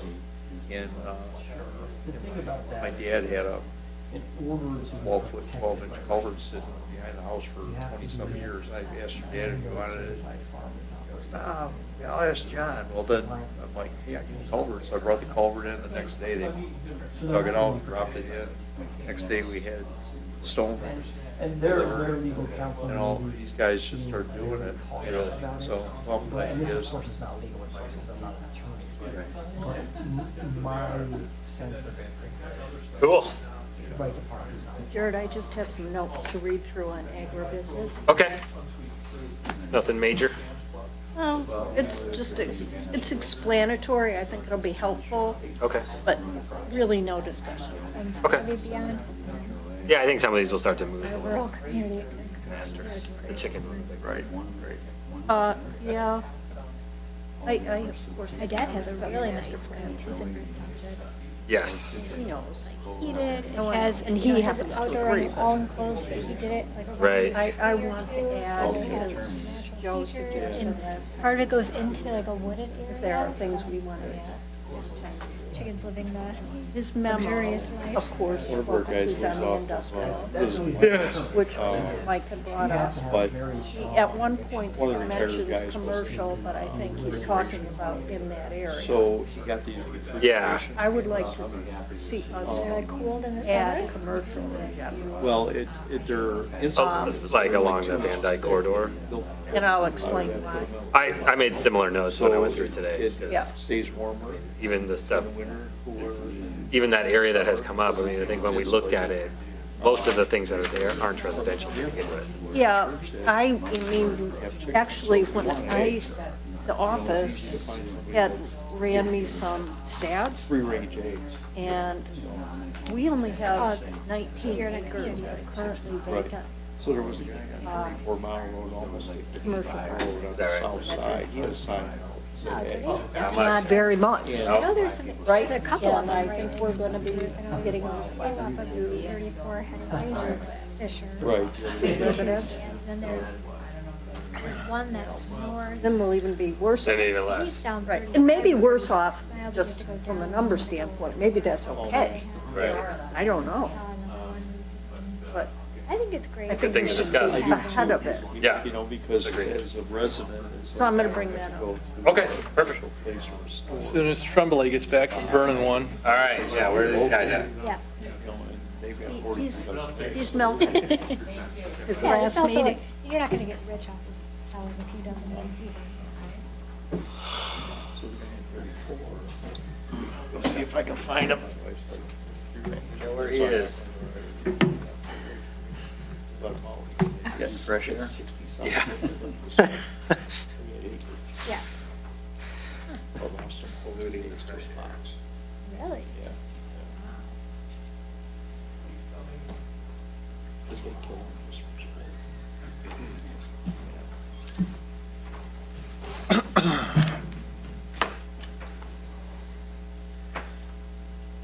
Dana's husband brought their son some sliders and fries. Oh, Oh, my, I could smell them all the way up here. gosh. Sorry, Rick, distraction. All right, we are back in session, 7:36 PM. We just wrapped up 10A, the unfinished business, the poultry discussion, so we are on to 10B, agribusiness and agritourism. So Commissioner Boyce, you want to give us an update on your progress? as the Sure, committee? I can. I'm just going to read from some notes that explain the two documents that Dana handed out before the meeting. The first one is just a one-page document, And what the subcommittee had previously worked on was put together a list of activities that may or may not be protected by the GAMPS and/or by our existing township ordinance. After the last meeting, we received Joe's input in addition to mine, and you'll see that on the list. Joe recommended in our subcommittee of Rick, Mike, and I, we met last week, and we agree with Joe's recommendation that this is probably something we should have the township attorney review to double-check our assessment, particularly on some of the activities where, between Joe and I, we weren't sure, nor were Rick and Mike. So, just so everybody can keep in mind, the purpose of having this list is definitely not for enforcement purposes. That's not our prerogative. But ultimately, there are going to be several items on this list that are covered by the GAMPS and protected, and several that are not. So if something is protected by the GAMPS, the township has little, if any, control over what can happen. I mean, there are some things, but it's pretty minor. What's not GAMP protected and will be more important because that list will be instructive on how we may want to amend or restructure our current agribusiness ordinance, the areas where we can control. We're not proposing any discussion on this one-page document this evening. It's because it's incomplete. But we did want to get it in front of the rest of the commissioners so you can start to get a more detailed look at these things. Jared, the subcommittee is requesting that, I'm not sure of the protocols, if we need a motion, but that you speak to the supervisor and request permission to engage the township attorney. Okay, Do we need a motion? You can just do that? I can Okay. take that action item. You can, it would certainly be fine to give them the one-pager.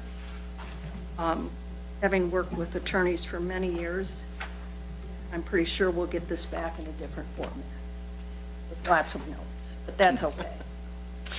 The second document that I handed out, that's an 8-page one, and it's what our subcommittee started to look at with regard to commentary on our existing ordinance language.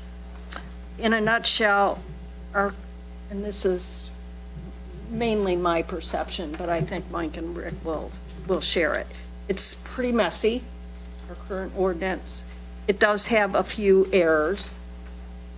And it probably doesn't adequately prepare the Planning Commission or the board eventually for decisions we may have to make in the future. The comments along the right-hand side of the page does include some of the subcommittee's thinking, as well as some additional questions and questions/concerns of my own that I added after the three of us met. Again, it's not a finished product from the subcommittee standpoint. We aren't proposing any discussion, but again, we wanted to share it with the commissioners so the rest of you can start to look and get a feel for the extent of what we could be looking at. Let's see. A couple other suggestions as you look through this stuff. Keep in mind the memo that Joe presented to us at our February meeting, and he talked about goals.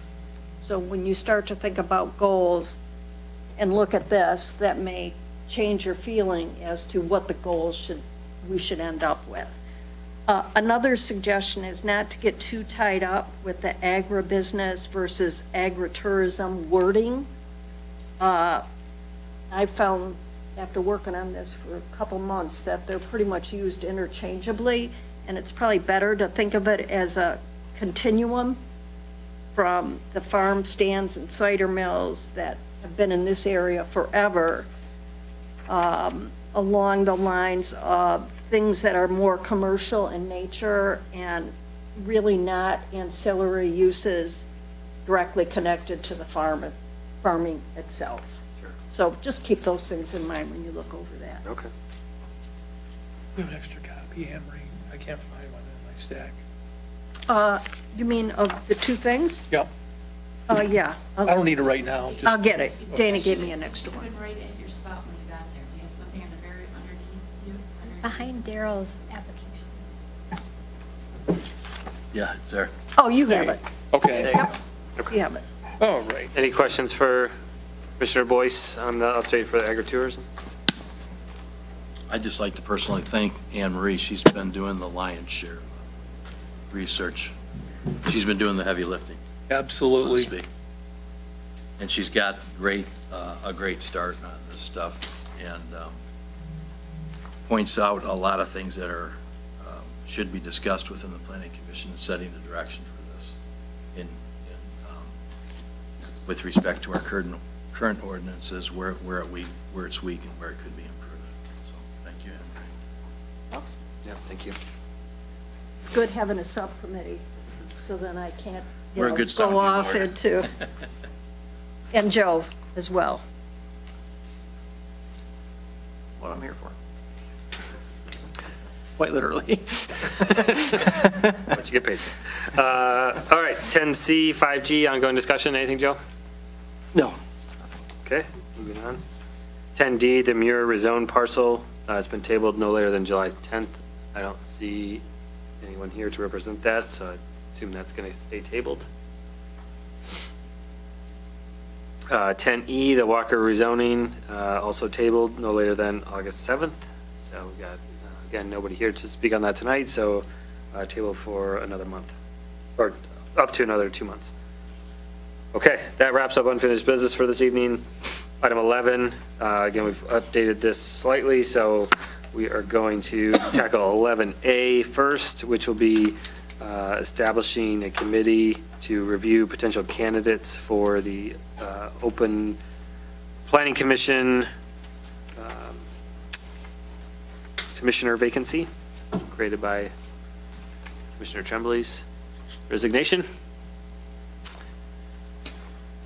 We have, my understanding is we have two different applicants who we need to get interviewed and then make a recommendation to the board. Anybody particularly interested in participating in a subcommittee or interviewing? I will. Thank you, Ed. Thank you. Thank you, Randy. So I'd make, do we need a motion for this? Or Yes, I think we should, but I think, Rick, do you want to be part of that? Somebody else is available. I think 3 people should. you do 3? We got Randy so far. Who else we got? And Ed. Andy and Ed. Yeah. Okay, I'll do it. Anne Marie, she's already done the deep dive on this agri stuff, so So Give her I'll some make a breathing motion room. that we establish a subcommittee of Ed Cupits, Randy Canton, and Rick Hagelstein to interview the candidates.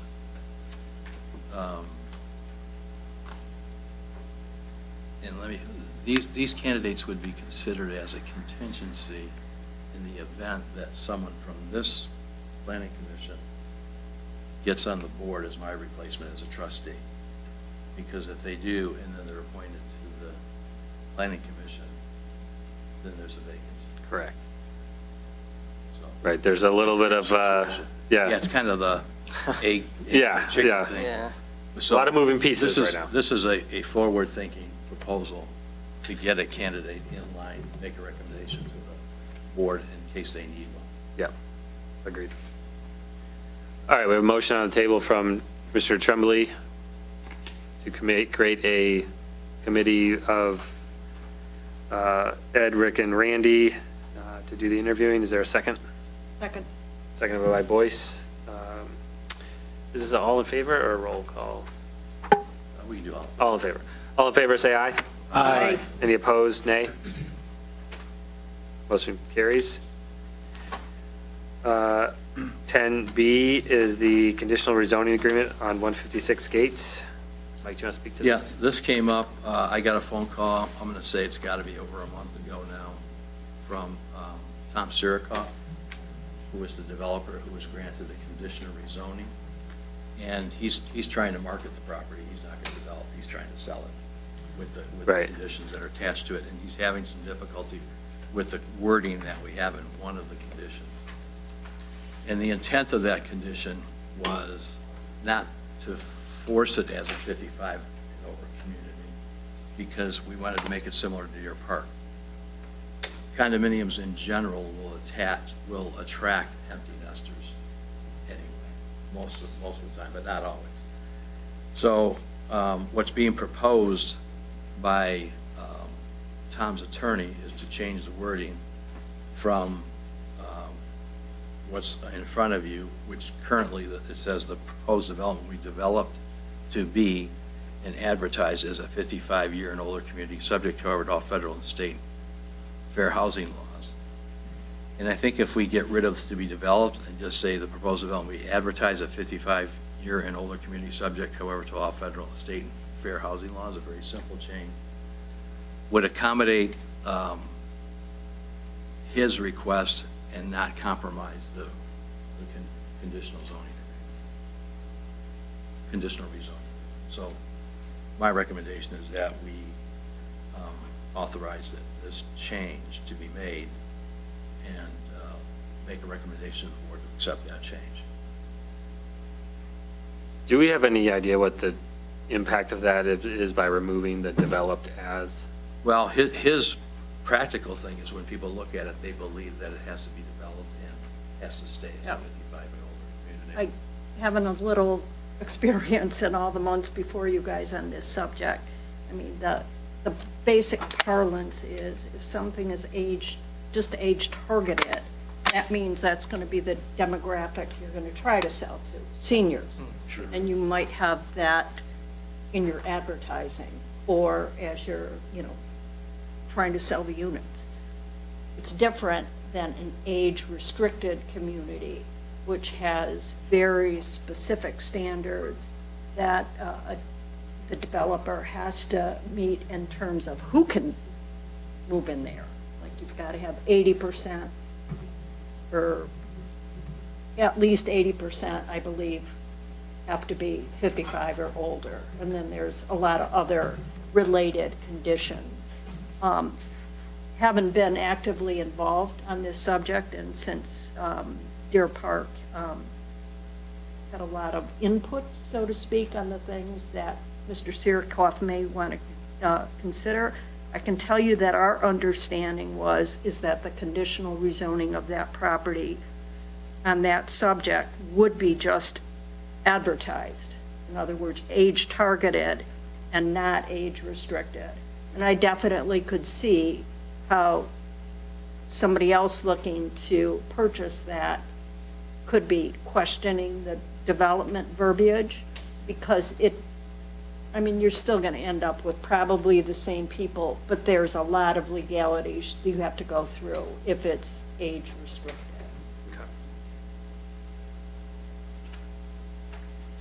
All right, any other questions from commissioners on this item?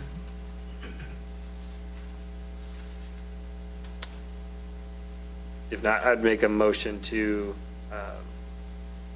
the board to amend the conditional rezoning agreement to modify the language in item I as proposed in this document to be advertised but not specifically developed as a 55 and older community, subject to all state and federal housing laws.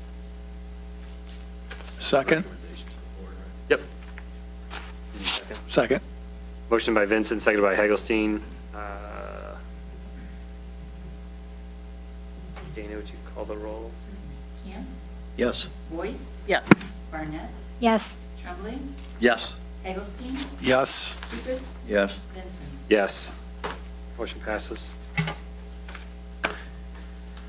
So that was item B. Item C is reopening the master plan. I provided a memo on this, so I can go through that, and then we can throw to discussion. So Michigan Planning Enabling Act requires the community to review its master plan every 5 years. The results of that review determine whether the master plan is still relevant or should be updated, or if an entirely new master plan should be created. Our previous plan was adopted in 2016. There was a minor update to align the boundaries of the planned water and sewer districts that was adopted in 2018. Township conducted a 5-year review in 2021 and determined at the time that the 2016 plan with the 2018 update should be reaffirmed. But change, of course, occurs.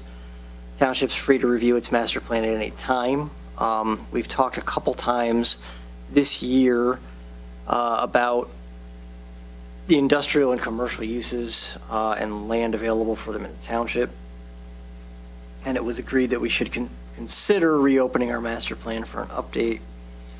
We know about those issues. I did provide a more general guide, which guided our discussion last time, to reviewing the master plan in the memo, and that could help us identify other issues we might want to consider.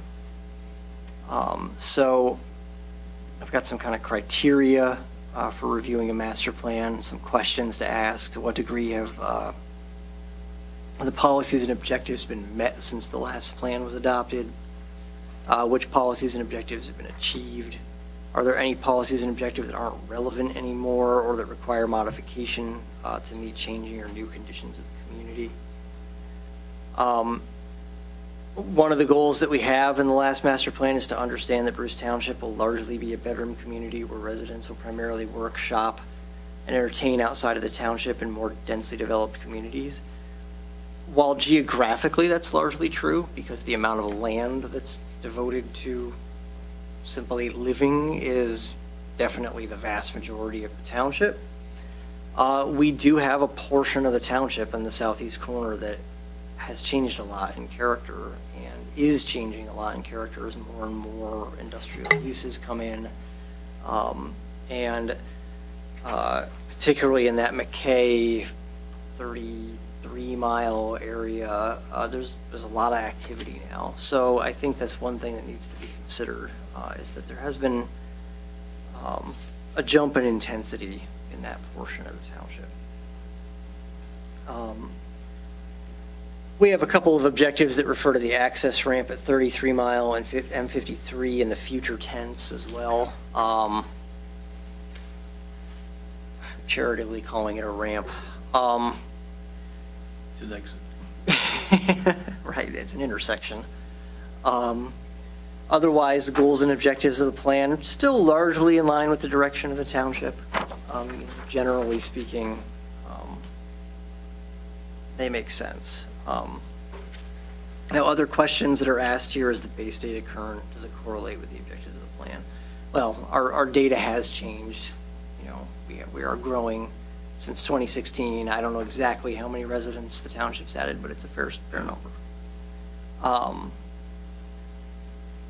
Trends in demographics is another thing that we could look at.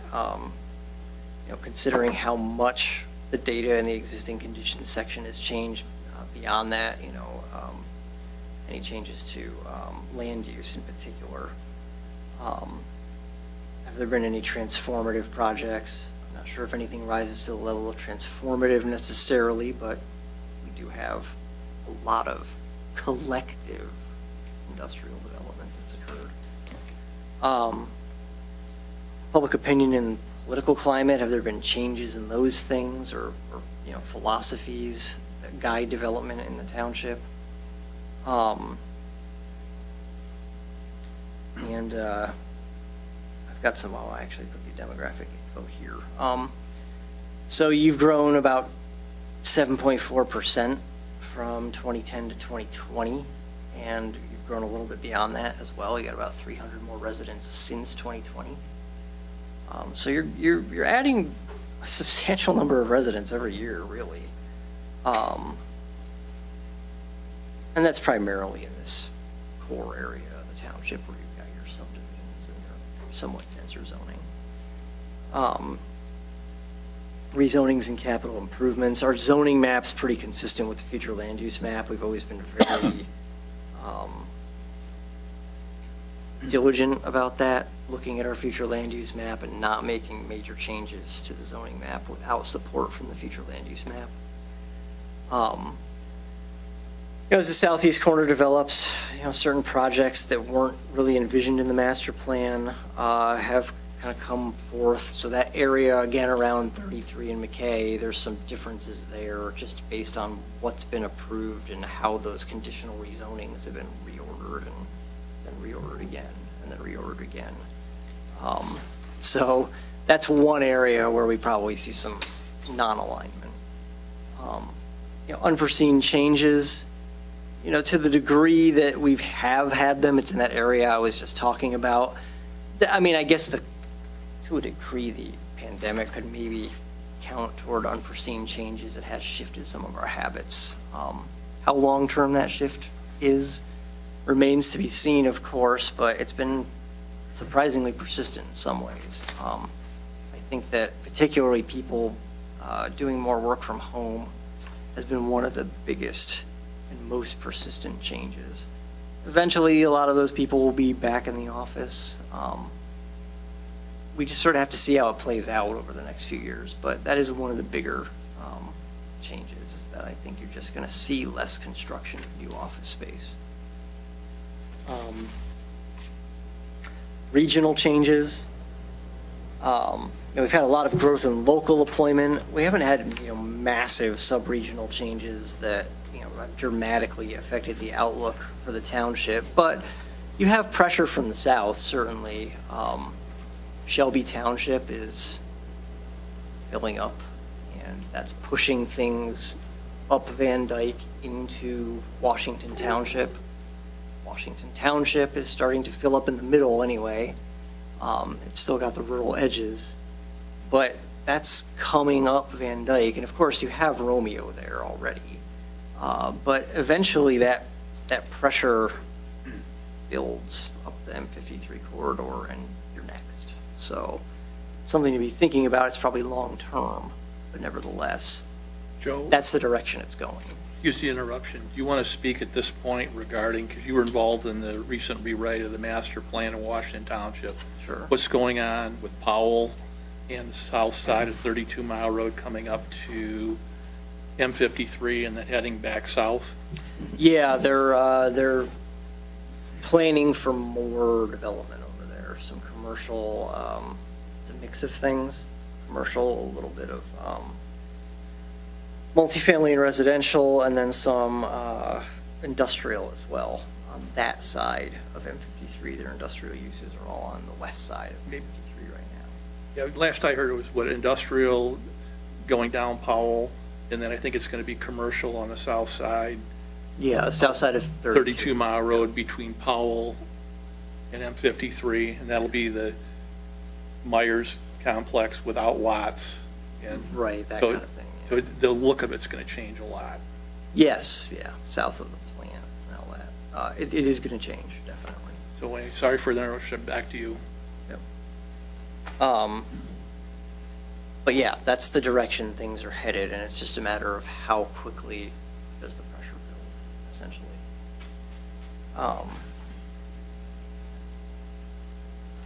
Local areas of concern, so are there corridors or special areas that have changed or are anticipated to change?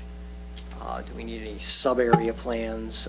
It's really 33 Mile where everything's been concentrated, so I think we have a handle on it anyway.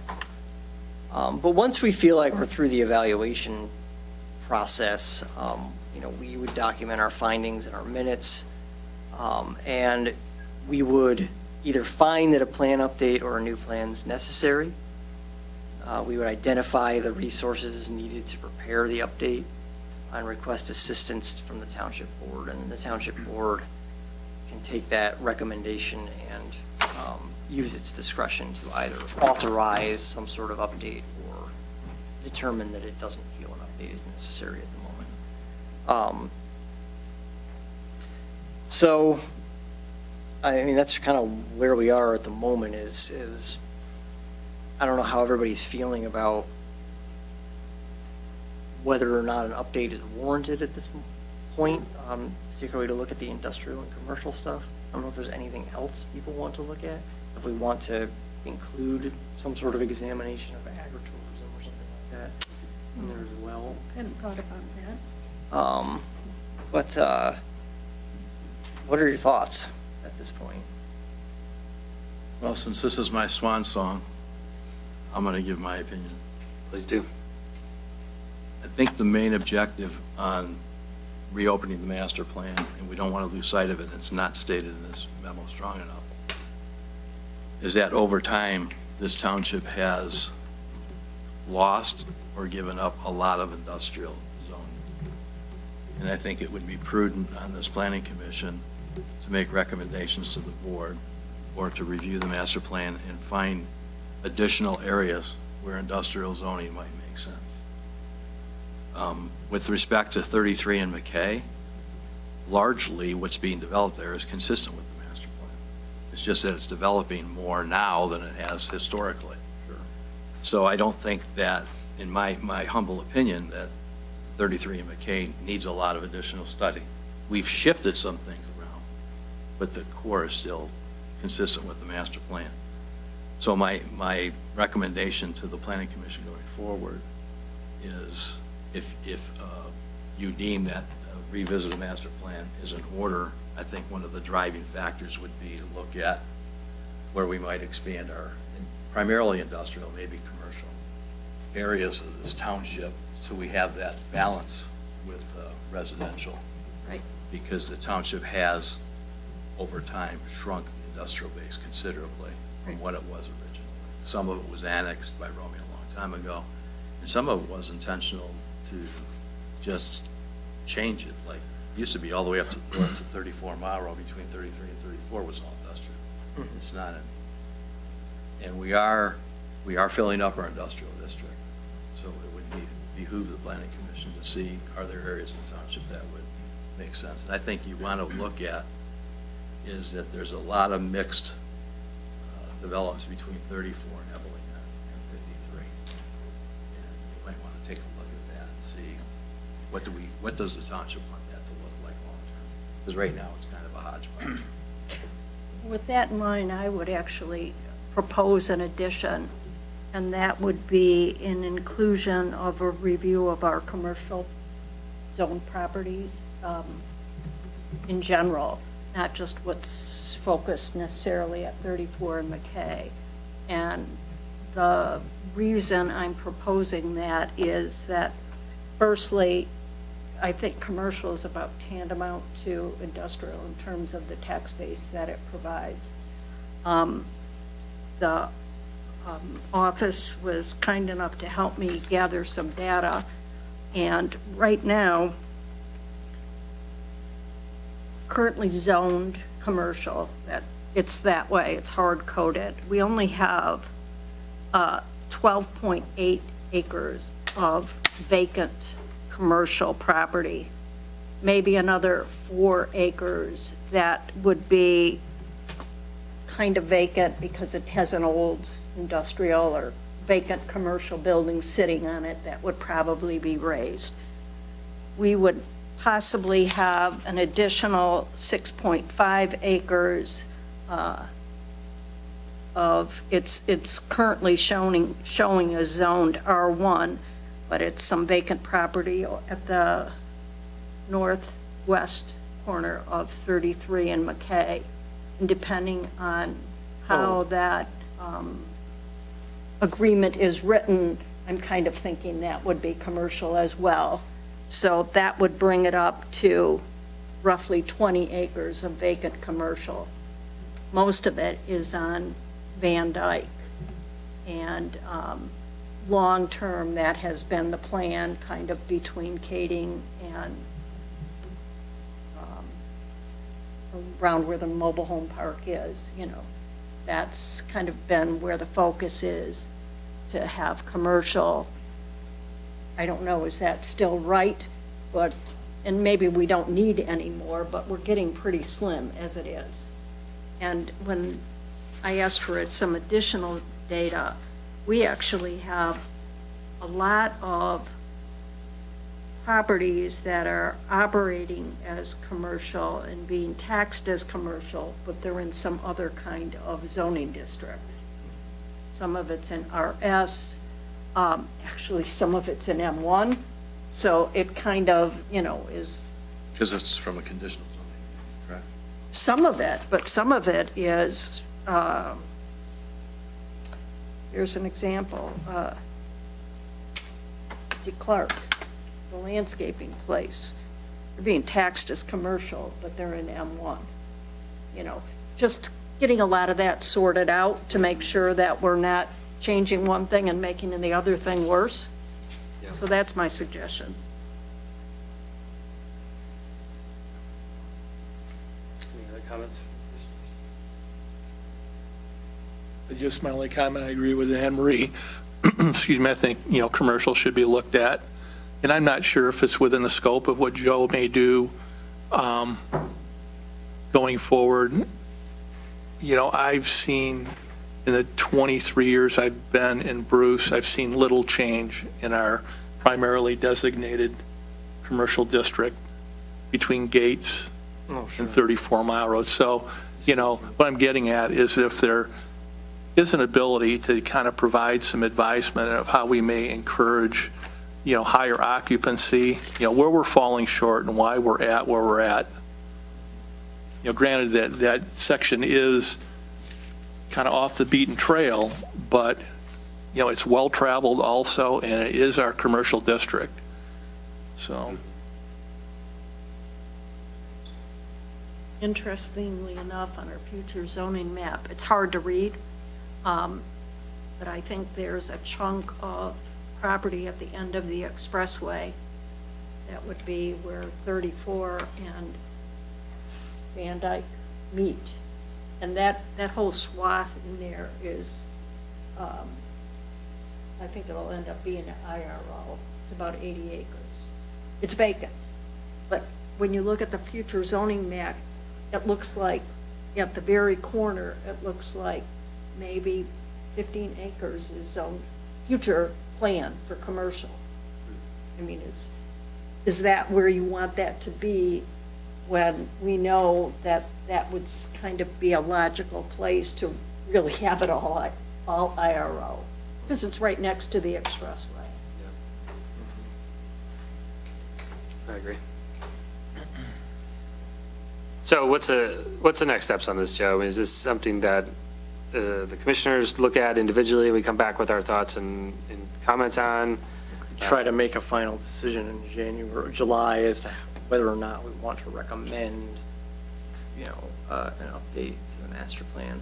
It wouldn't be a full new master plan, it would be an update. It would be to look at a couple of specific topics. And we would narrowly tailor the scope to that.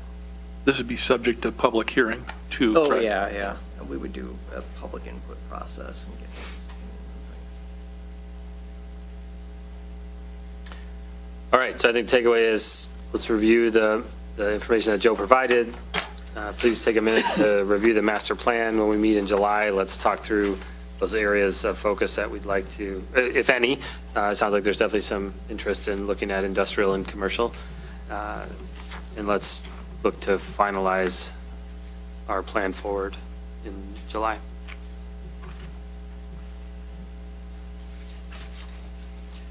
All right, that takes us to 11D, review of the bylaws.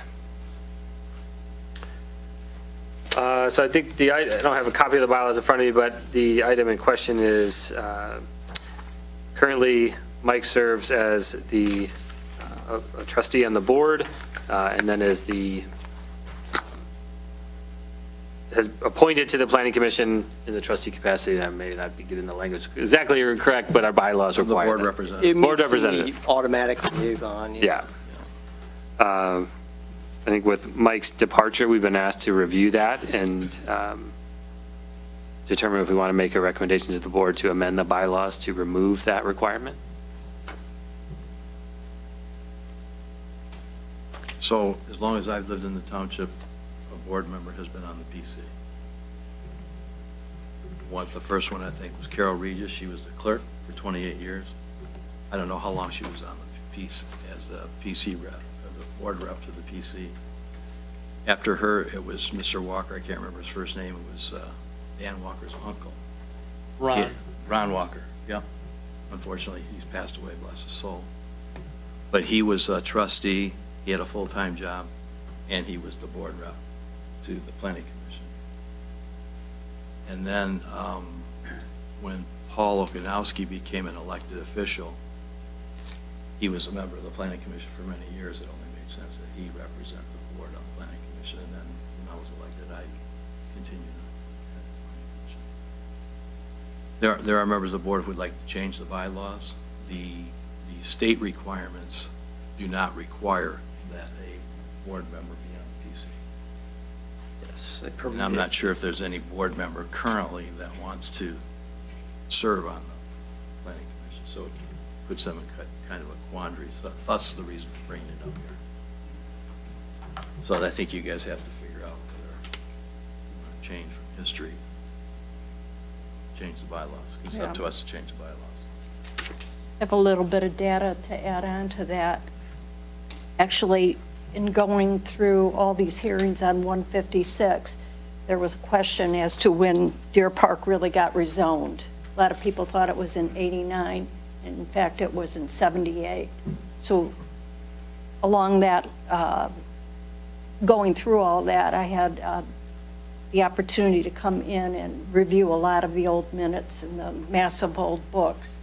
And I went back as far as 78, and there was a board representative on the PC. You could see it, the same person at the PC, and then a couple months later, also at the board. So it's been a long time. And in fact, I think it may have been Carol Regis as far back as 78.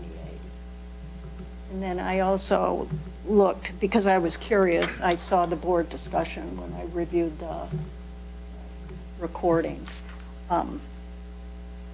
I don't know if this is a result of something that's hard-coded in the bylaws of these other communities, like there has to be, or it's just they have decided to do it.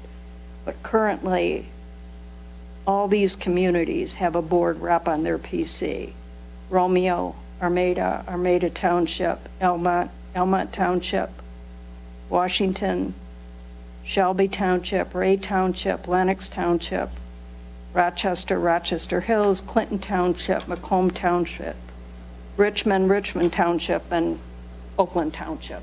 I just looked at the things that were closer to us. Obviously, some of these cities are, like Rochester Hills is big, but they're close, so. So the advantage of having a board member on there is you have a person that was elected by the people on the planning commission who should help provide some direction as to where the board wants to go. Like, the reason I want to revisit industrial is because the board has an interest in looking at it. And I've brought other topics up to the planning commission that actually stem from board activity. Sure. That I just brought to us to take a look at. So, my personal opinion, I think it's an advantage to have a board member on the planning commission. We have kind of unique, we have a quandary here. You had someone who was very experienced in planning who was representing the board. Our supervisor's very versed in planning, but he can't serve legally because he's a supervisor. And the rest of the board currently, there's no one very well versed on planning. Now, it could change if someone gets nominated that has some planning experience. That's to be seen in 2 weeks. But the change that we could consider making to the bylaws would be, like, not just for an interim period, but this would be, permanent going forward. Correct. Yeah, so if you're thinking of going from one member shall be a member of the township board, you may think about changing that to one member may be a member, and then in the future, if you have a situation where a member of the board would accept the dual role that's available to you. You don't have to do anything in that case. You Yeah. just take the requirement out, because Yeah, you can always do that. yep.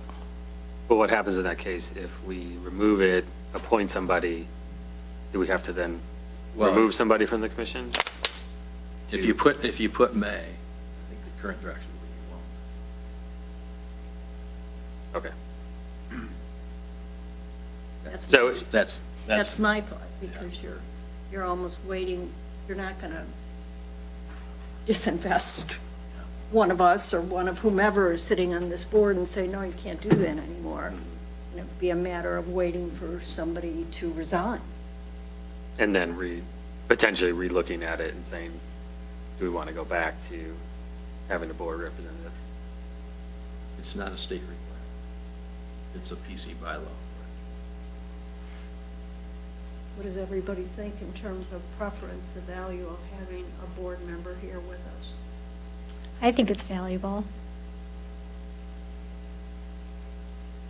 Yeah, I would agree, because you've got a board perspective based upon board discussion. May not apply today, but 2 weeks, 2 meetings down the road, conversation could apply. But if you don't have a willing participant, not adding any value. I have some comment regarding willing participant. For anybody running for public office in an election that is eligible, they should do their due diligence, that know that this possibly would be a responsibility that be put upon them to do this. And it's not just the PC, it's the ZBA as well. You're the ZBA liaison. Well, I'm the ZBA liaison because I'm the planning commission representative to the ZBA. I don't have to be that person. Someone else from the planning commission could have been part of the ZBA too. Is I that, think it was just me because historically, my has that been a board member as well, or? it always hasn't been the same person. Okay, so sometimes in your tenure, it was either way. One note is that, this just occurred to me, is that you have a general ordinance that establishes your planning commission. And I just looked it up. I've got the text here, and it says section 2, membership. It actually requires that one of the members be a member of the township board in the ordinance establishing the planning commission. Oh, okay. So that ordinance would need to be changed as well as the bylaws. That's ordinance number 189. So When was that's, the last time it was updated? Does it say? it was adopted in, hang on.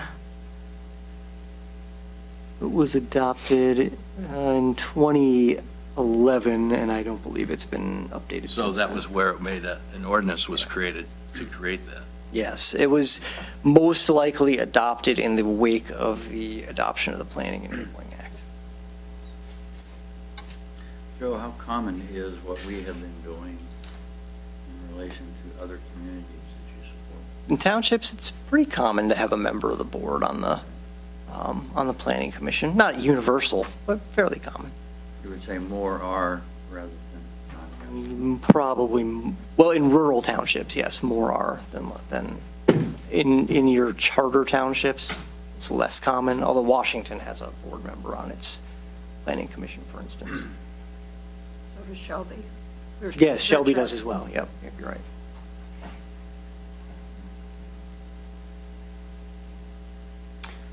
So just so I'm clear, based on what you just said, not only would the bylaws have to change, but ordinance 189 would also have to change? That's correct, yes, section 2 of ordinance My 189. recommendation is to leave it alone for now. You can always bring it up a later date too. I think now just leave it. The ordinance or the bylaws or both? Both. It's difficult, but even all the decade that I was on the Rochester City Council, where we did also have the requirement that one of our council members would sit on the PC. Somebody had to do it. And, you know, yeah, and everybody worked. So you make the bandwidth. The other advantage to that is if it would be one of the new actual trustees that are sitting there, it's a great chance to learn. I mean, everybody who joined this planning commission, including myself, when you joined, you didn't know much about planning. I probably guarantee that. And you sit with people who have been doing it for a while, and you gain confidence over time through your learning and confidence building. You soon become a contributing member, just like anybody else. The same would be true for a new board member that would sit on the planning commission. Because they would rely on the expertise of the existing planning commission until they got up to speed. Have more confidence.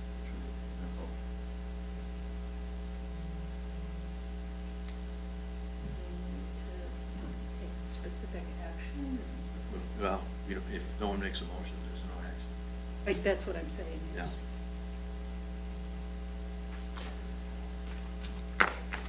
So I guess that's the question before commissioners. Does somebody want to make a motion to change it? Does someone- yeah. If no one does,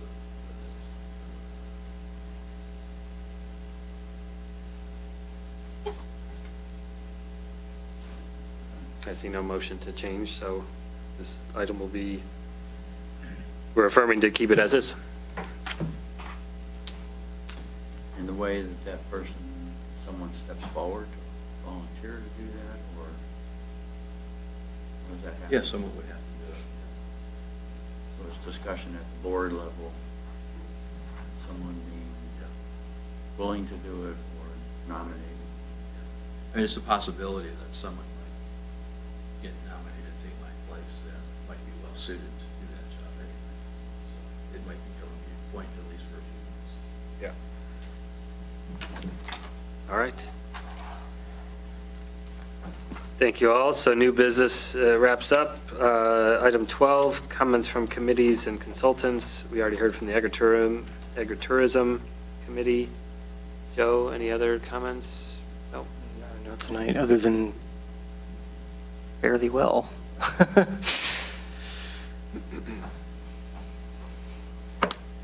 All right, item 13, comments from commissioners. I have a question. So last meeting, when the PEA group came in with their plan for the C2 property at 33 and McKay, there seemed to be a little confusion on whether or not the drive-through was permitted. Have we gotten any clarification on that? Yes, we have. It's not, Okay. It is not, that's correct, yeah. but I can give further information. You did send the survey out, Mike? Yeah. Mike has surveyed the residents that are close to there to see if there was a desire to have one. And if there's a desire, maybe the board might ask the planning commission to consider re-looking at, maybe rezoning part of that property or that parcel to include it. We would look to rezone, not change C2 to allow. Right. Yeah, probably better to just rezone. Because C3 does allow, right? Yeah. Still an open item. Open item, yeah. But the guy's going forward with his plan without one. And probably designing it so if it changes, he can easily change. Yes, absolutely, yeah. But yes, they are moving forward with that one. What kind of restaurant was actually being proposed that I would? think it was a coffee thing. A coffee place, okay, thanks. Yes, that's correct. Yes. Any other comments from commissioners? I'll just say, Mike, it's been a pleasure working with you the last couple of years. I know I've learned a ton from you, and wish you the best. You'll be sorely missed. Thank you, Jerry. Hope to see you around a little bit. Thanks for stepping up and sharing. How long you been on planning? Feels like forever, but it hasn't been that How long. long? 4 years now? Is it 4 years? 3 years? Maybe 3? I was on 14 months, and Ken Scott asked me to chair. So I think you were much longer than Yeah. that, probably. Yeah, I echo similar comments. Mike, you helped me out so much regarding education, and you being candid with me when you felt I was going down the wrong path. You don't have to say that publicly. Well, I mean, I think being candid and being honest, I think there's value in that. And, I think in the end, my decisions were my decisions, but based on the additional insight you gave me and, looking at issues on a more broad base, definitely appreciate the education. Thank you. Going to miss you, my friend. But we still have each other's phone numbers, so. Well, thank you, Rick. Very Yeah, kind you of bet. you. All right. If no other comments, I move to adjourn. Well, I'll state. Oh, yeah, go ahead. 15 and a half years, that's how long I served on the Planning Commission. Chaired it for 10, was on the ZBA for 10 and a half, served the community as a trustee for 3 and a half. Met a lot of great people. And I can sincerely say most of the people that I served with were very well-intentioned for the benefit of this township. So especially the current board is very well-intentioned to do the right thing for the township. So it was a pleasure to serve. That's my swan song. All right, well, thank you. Thank you again. With that, I move to adjourn at 8:28 PM. Seconded by Cant. All in favor? Aye. Meeting adjourned. And there's cake.